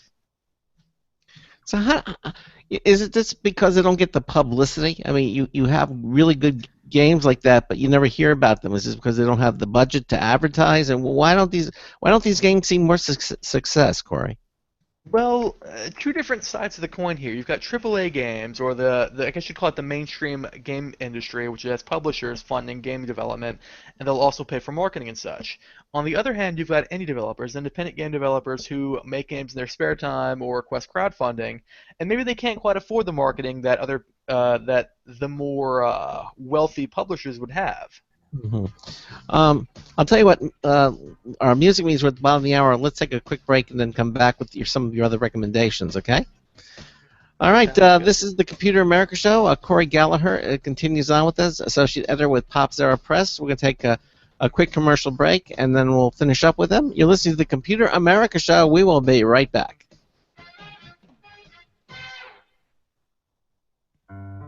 Hi, this is Craig Crossman, host of the Computer America Show. You have important meetings to schedule. Your company's getting ready for its IPO, and you're in charge of the PTA fundraiser this month. So how do you coordinate everyone to be available at the same time? Are you still using emails, phone calls, even text messages to schedule meetings with a group of people? How's that working out for you? Not so great, huh? It's a fact that every day, millions of people suffer from scheduling headaches. Well, with Doodle, scheduling meetings with a group of people is quick and easy. With Doodle, you can easily propose available times to each member. Each one checks off the times that they're available, and then you simply pick the time that works best for the group, all in an easy-to-read display that integrates with your existing calendar. Nothing could be more simple. Give Doodle a try for free, and like millions of Doodle users, you'll truly see how easy it is to find the perfect date and time for all your meetings. That's www.doodle.com. Looking for a best friend? Brother Wolf Animal Rescue has your best friend waiting just for you. The mission of Brother Wolf Animal Rescue is to help build a sustainable, no-kill community where no dogs or cats are ever killed for population control, where true euthanasia is reserved only for animals who are irremediably suffering, or for animals who are truly a threat to society and with no hope of rehabilitation. Brother Wolf's staff and volunteers go door to door, neighborhood by neighborhood, to educate citizens about local resources available for at-risk pets and to help their families connect with those resources. Brother Wolf's community-based approach to no-kill helps keep family pets healthy happy, and in their homes and out of the local shelter system in the first place. For more information or to make a tax-deductible donation to this wonderful 501c3 organization, visit their website at www.bwar.org. Help to realize Brother Wolf's vision when no animal is euthanized for lack of a home. Who's a good boy?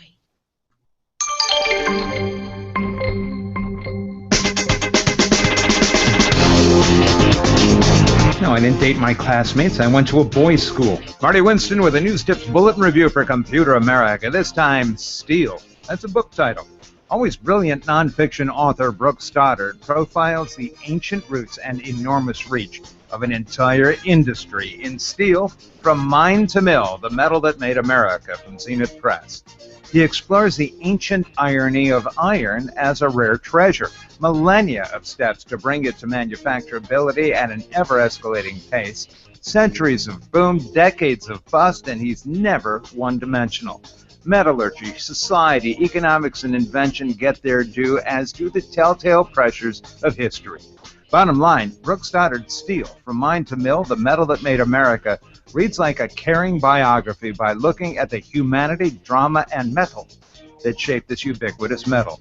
Marty Winston, News Tips Bulletin for Computer America. Welcome back to the Computer America Show. Yes, we are here in the last half hour of our show with with Mr. Cory Galliher, and we are talking all about games, and we covered all the new or a lot of the new releases that came out in the past month, and including today.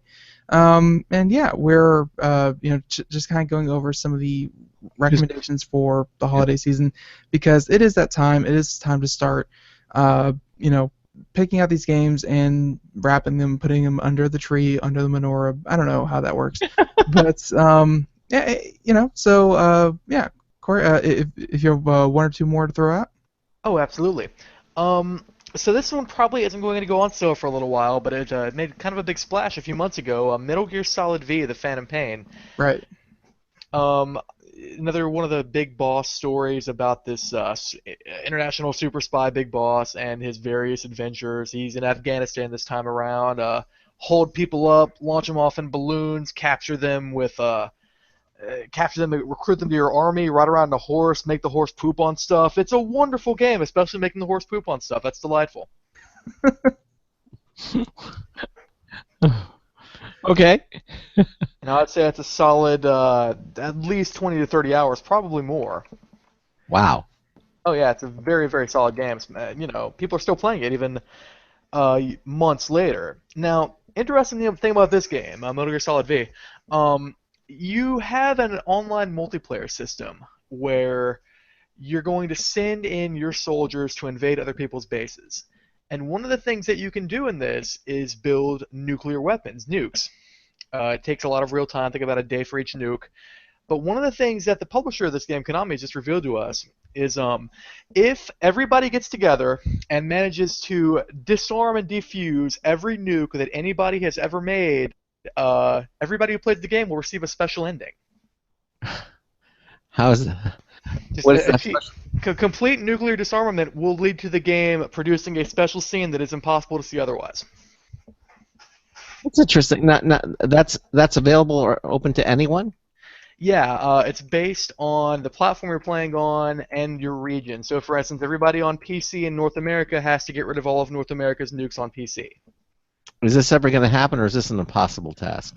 People are actually getting pretty close. There's been a lot of organization between players to try and make this happen, whereas, of course, you have these bad guy players who want to build more nukes because they know everybody's trying to take them away. Mm-hmm. Huh. I feel like the last person is gonna get really, really close, and he's gonna almost unlock the Easter egg and just be like, Bermuda smuggled one nuke onto the island, and too bad you didn't get the ending. I don't know how possible this is gonna be. Well, I mean, you could maybe put a nuke on Cuba, and then there'd be some kind of crisis. So wouldn't that be crazy? Oh, no! That would never happen. That's so unbelievable.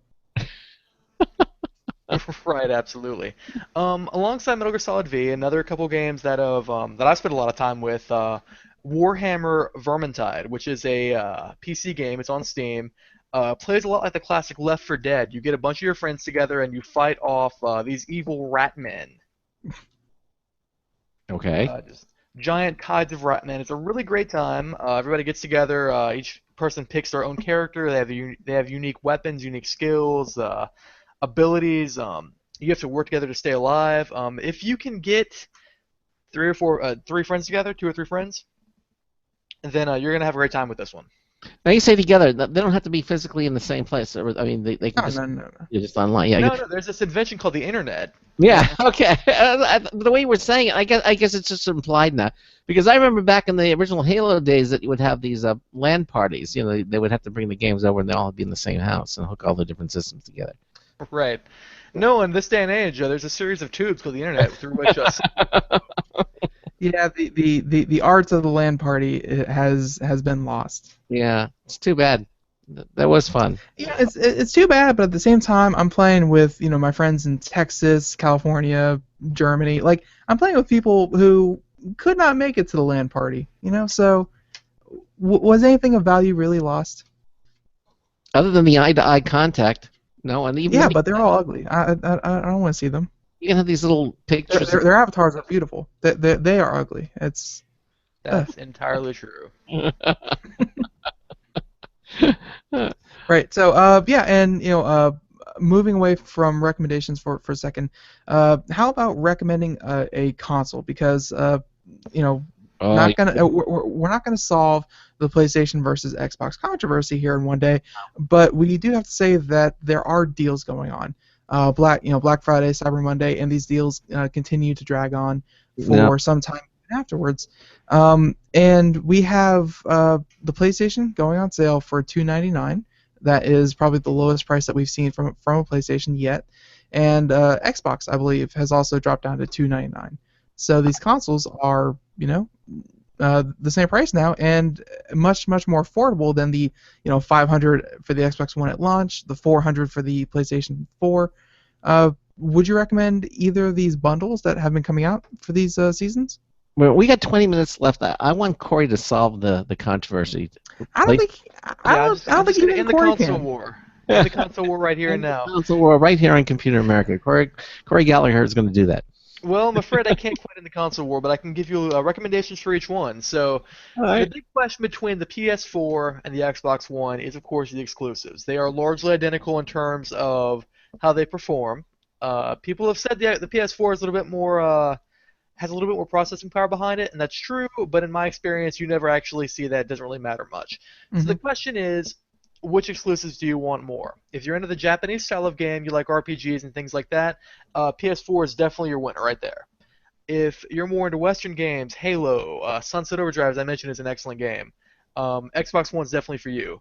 Another thing to take consideration, if you own a PlayStation Vita, it's very strongly interconnected with the PlayStation 4. You can actually play your PS4 games on the Vita, which is a really cool trick. So that's worth a look. Well, wait a minute. What about the big thing with Windows 10 and their interfacing with the Xbox One? So, I mean, aren't we getting something similar on that platform? So what happened is recently there was a firmware upgrade for the Xbox One, basically a revamping of that system's, I guess, the user experience when you're using that system. It's not exactly revolutionary, but it does make it a lot easier to use. It's a lot more visually attractive. It's a beautiful user interface at this point. But in terms of what it brings to the table in terms of playing your games, not a whole lot. Now, there is one cool trick, though, one weird tip for people who play video games. If you have a decent gaming PC, you can actually stream your Xbox games onto your gaming PC with the help of Windows 10 on your PC. Right. And that's important. Why? When it works. It's a pretty cool trick if you have a decent internet connection, but what it means is that, say, you're doing something in your computer room, your significant other is in the living room watching, I don't know, the History Channel, not that this has ever happened to me, and you want to play some Xbox One, you can do it on your monitor. Okay. It's a pretty cool trick. Is it a make or break thing for the Xbox One? Probably not. I would say that's still based on your exclusives. The one additional bonus of the Xbox One is that the controller is inherently supported on the PC. Very good controller. Works great for a ton of PC games. Absolutely worth checking out. Have you heard of the new? I want to say they call it like the Pro controller, but it costs like $150 bucks, something like that. Wireless League controller. I'm holding one right now. It is a very pricey controller. You're paying for perks basically. It's a really solid feeling piece of hardware. It's got detachable buttons. It's got detachable analog sticks. You can switch things out. It's easy to clean. It's easy to use. It feels like it's going to live longer than I will. So there's that. And most importantly, it's fully PC compatible. If you're willing to pay another 25 bucks on top of the 150 for the controller, you can actually get a wireless dongle for your PC, have it work wirelessly with both your Xbox One and your PC. It's very cool. How do you like that? Because I've been thinking about getting one of those. If you have the kind of disposable income where you can drop $150 on a controller, it's absolutely worth it. Well, it's a business expense, right, Craig? Yes, exactly. There you go. Alongside that, though, there's some lesser-known options that you might want to look at for Christmas as well. If you're dealing with somebody who already has everything, or so you think, the Steam Link is a streaming box from Valve. Basically, lets you take your PC games, play them on your television. Pretty cool. It's even cooler if you also get a Steam controller with it. Both of these are $50, by the way, $100 for the whole set. Steam controller looks like an Xbox controller, but instead of analog sticks, it has a pair of haptic touchpads. The idea being there that it's useful for games that both use game controllers and mouse and keyboard. It's really, really cool. It takes getting used to, but once you get the hang of it, it's wonderful. Haptic keypads. In other words, you get feedback. That's absolutely what that means. Yeah, it's similar in a sense to what your phone does when you're typing on it. Yeah. Okay.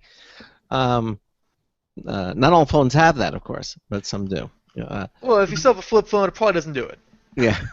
With a real keyboard. They don't like the term dumb phone or flip phone. It's a feature phone, as in it only has features. Yeah. We came up with this new sales model, Cory, a couple of days ago, that we're going to sell old generation stuff to millennials who didn't know about these things that exist. So we can sell them a television set that actually works on the table. You don't have to hang it on the wall. It's got this really large tube inside of it called the cathode ray tube.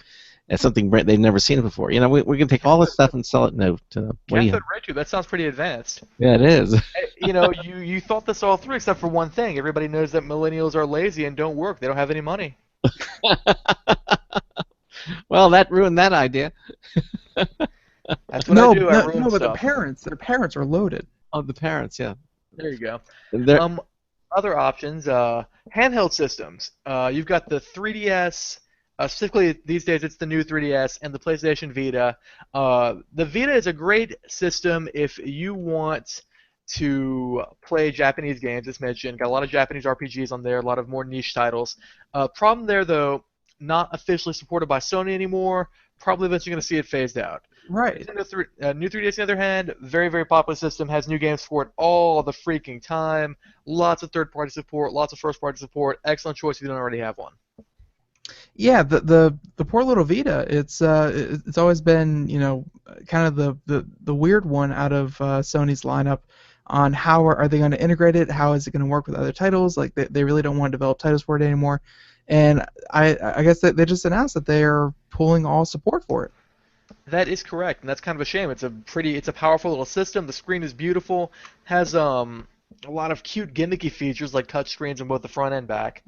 I guess it just didn't pick up like it should have. And this has been kind of a trend. The PSP was Sony's first attempt at this. It also didn't really take off because it had to compete with the DS. And you know, we know Nintendo is the king of handheld systems. They did the Game Boy. They basically created that market, and it's still theirs to rule. Right. Can you talk to us a little bit about? We have like about about 15 minutes or so left. Mm-hmm. Let's talk a little bit about things like virtual reality, Oculus Rift, where they're sort of just coming out, maybe, and software. I mean, how much of an impact do you think that's going to make this year as opposed to, let's say, next year? I don't believe you're going to see a whole lot of VR stuff coming out in the consumer space this year, especially not before Christmas. In fact, your one option right now is the Gear VR from Samsung, I believe, which, if I'm not mistaken, is essentially a VR headset you plug your phone into. Yep. Which that's very strange to me. Like that's when I think about VR, that's not what I think of. Obviously you look at these promotional images for it, and it's people looking dumbfounded into a pair of goggles, which doesn't really sell me on it. As far as VR in the future goes, like I believe early next year we're going to be seeing the official consumer release of the Oculus Rift. That's the VR headset that I've had experience with. And I'll go ahead and tell you now, I have pretty terrible strabismus. I actually only see out of one eye. So it was amazing to me that not only could I use the Oculus Rift, but that it works so well. I mean, this is unbelievable. If you've never used a VR headset before, you're really missing out. Absolutely worth checking out when you get the chance to. If it had come out for Christmas, I think it would have been the item to have. I'm a little bit surprised they didn't push for it, to be honest. Well, they were pushing for. I think they were pushing for it. They just couldn't make it in time. I mean. Like I think there's one planning on coming out. I'm not sure if it's Facebook's Oculus Rift or it's someone's, but it's coming out in the first quarter. Yeah, the HTC Vive is what I think. I think what you're thinking of. Yeah. Which is it? The HTC Vive, which I'm not terribly familiar with. I know it's very similar in concept to the Oculus, but I've yet to see it or use it myself. Like it seems like, and for very obvious reasons, that the first ones to make it a market are the simple, really phone, phone holders. Like they're not actually dedicated, monitors and things like that set up. That I think when a lot of people think virtual reality, they're going to think of a massive, setup. Well, I think some people are pie in the sky and think that, hey, it's going to be, it's just a single dedicated headset kind of deal. You slap it on and you're in virtual reality. But a lot of people are going to be waiting for that one true virtual reality where it plugs into the back of your computer and you run special software that is designed to run on these dedicated platforms. Like a phone is great, but it's not dedicated to running virtual reality. It's just a feature of the phone. I'm getting the drift here that the virtual reality that all virtual reality headsets are going to be held up to is the Oculus Rift. I believe that since that was basically the first one we started hearing about regularly. It's associated with Facebook. It's got a lot of the name has been out there for so long. I believe that's going to be the household name when it comes to VR. Really? I think so. Yeah, it's going to be that, or if Google ever decides to ditch the cardboard and actually come out with its own type of system. I mean, there's so many different ones being talked about. Viewmaster. Yeah, Viewmaster, but there's definitely room for number one, but there are a lot of strong candidates that we've heard about yet have not seen. So right. And the thing here when it comes to VR is like this isn't really a proven technology yet. I mean, there was a time a few years ago when 3D TV was the big thing, and yet that kind of just it burned out very quickly. I mean, people don't really care about 3D TV at all. It wasn't something that they wanted. So we have all these companies saying that they're going to release these VR headsets, but we don't have a standard consumer model in the market yet to really tell us if that's what people want or not. And I have heard, right? I have heard of at least one person who has been using the one that's currently out, not the Oculus Rift, Samsung VR, whatever it is. Gear VR. Gear VR, that's it. And he has it, and he's been using it, semi-frequently because he'll be laying in bed and instead of watching, he really uses it for Netflix.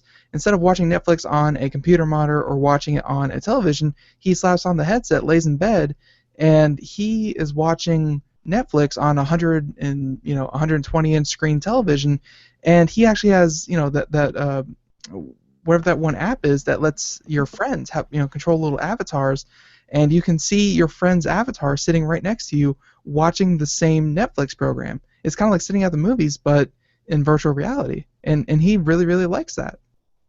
I mean, I have to admit that when I'm laying in bed, I'm usually spending time with my significant other, so...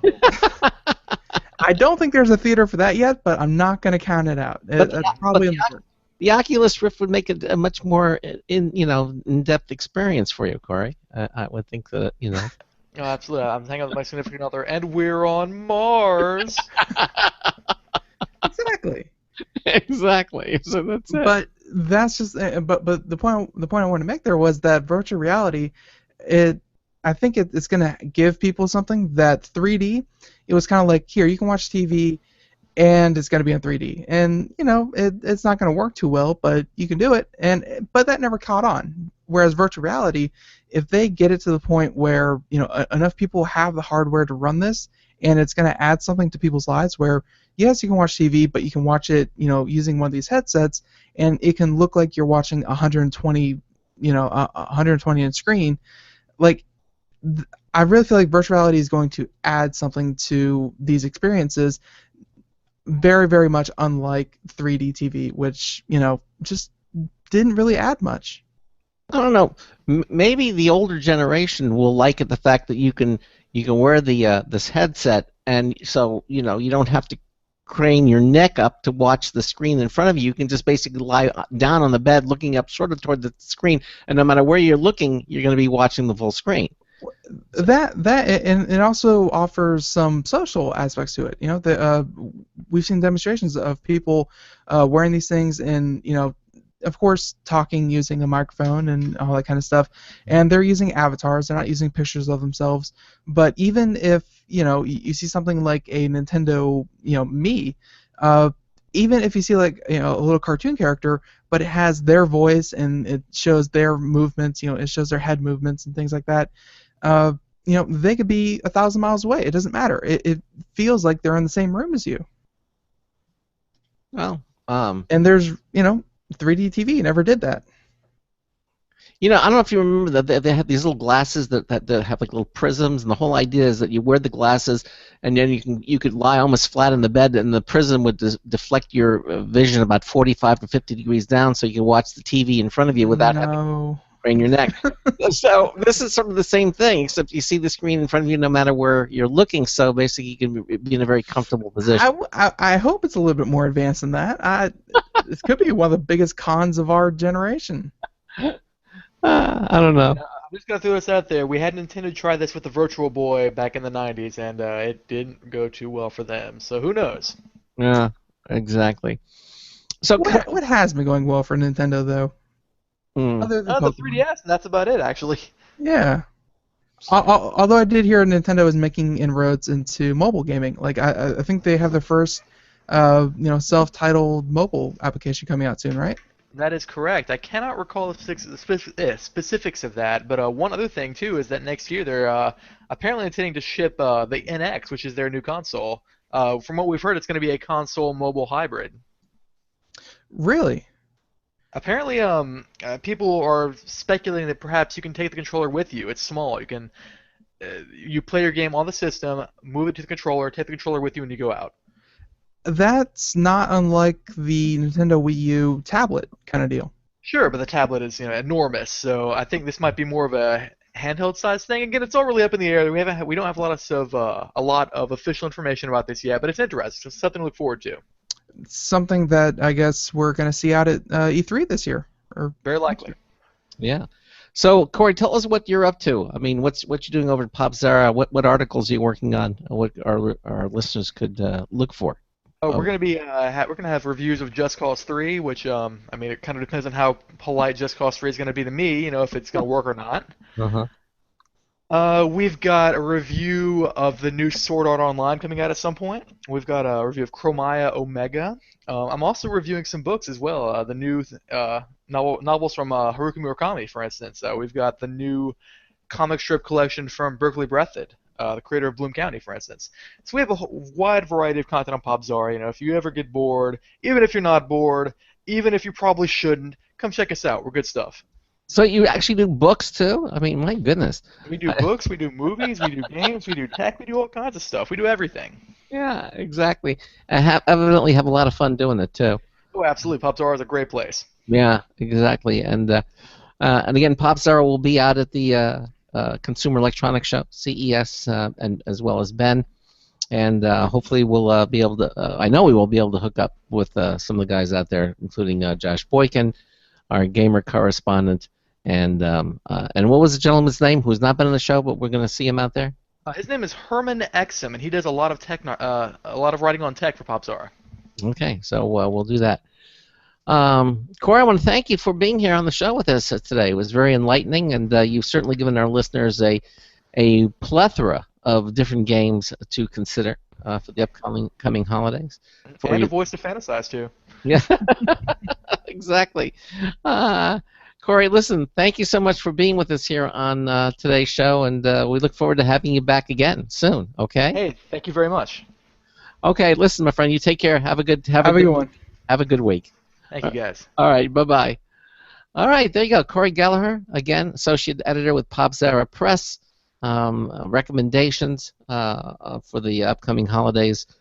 He's certainly given us a lot and a lot of games for you to consider. There's certainly a lot of things to choose from, and certainly if you're not sure, what game to get for yourself or friends, now he has some great recommendations for you. Yep. Now, coming up on tomorrow's show, it is the first Wednesday of the month, and you know what that means, Ben, right? Open mic night? Yes. Okay. It's open mic night with Mike Cermak, the owner-operator of TechGuide.org, is going to be here with us. Mike. Fan favorite. Yeah, he's been a fan favorite for a long time. I'm going to be talking about.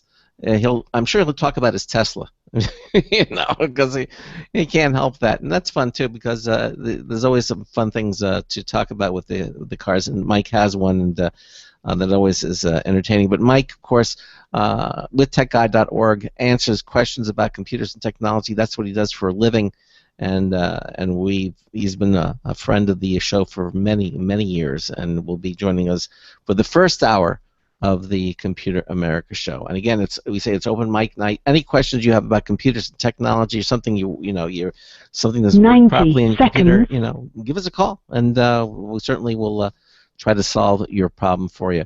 And then in the second hour, we're going to be doing computer and technology news, brought to you by Slimware Utilities. They are the official optimization software of Computer America. Slimware Utilities is going to be joining us again this month. We got a great lineup of shows. It's going to be a short month because obviously it's the Christmas that we're going to. The 23rd of December will be the last show of the year. 60 seconds. Dick DiBartolo, the Gizwiz, will be joining us on that last show, and then we'll break until the holidays are over. I think we come back on the 5th of July, the actual date. Actually, we come back on not July, January. Oh, good grief! Yeah, we come back on the 4th of January, right? And then we'll be out at CES. Then we'll be out at CES. Right, yeah. Coverage starting the 6th and going, starting on the 6th. Yeah, exactly. So that about wraps it up. Thank you so much for being here with us. And Ben and I will be back same time, 3 to 5 p.m. Eastern Time, Monday through Friday, same place. So until tomorrow afternoon, this is Craig Crossman hoping that your hard disk never becomes floppy. We'll see you tomorrow afternoon. 10 seconds. Have a good one, everyone.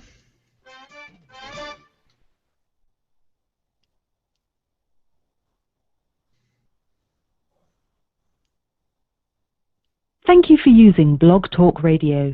Goodbye. Okay, again, thank you everybody for listening to the show. This is our after show. Cory, I think you're still here with us, so thank you again for. Hey, no problem. Thanks very much for having me. Yeah, our pleasure, and we'll see you next time, and as we will see all of our listeners tomorrow afternoon. So thank you again, Cory. All right, see you later. All right, thank you, everybody. Bye-bye.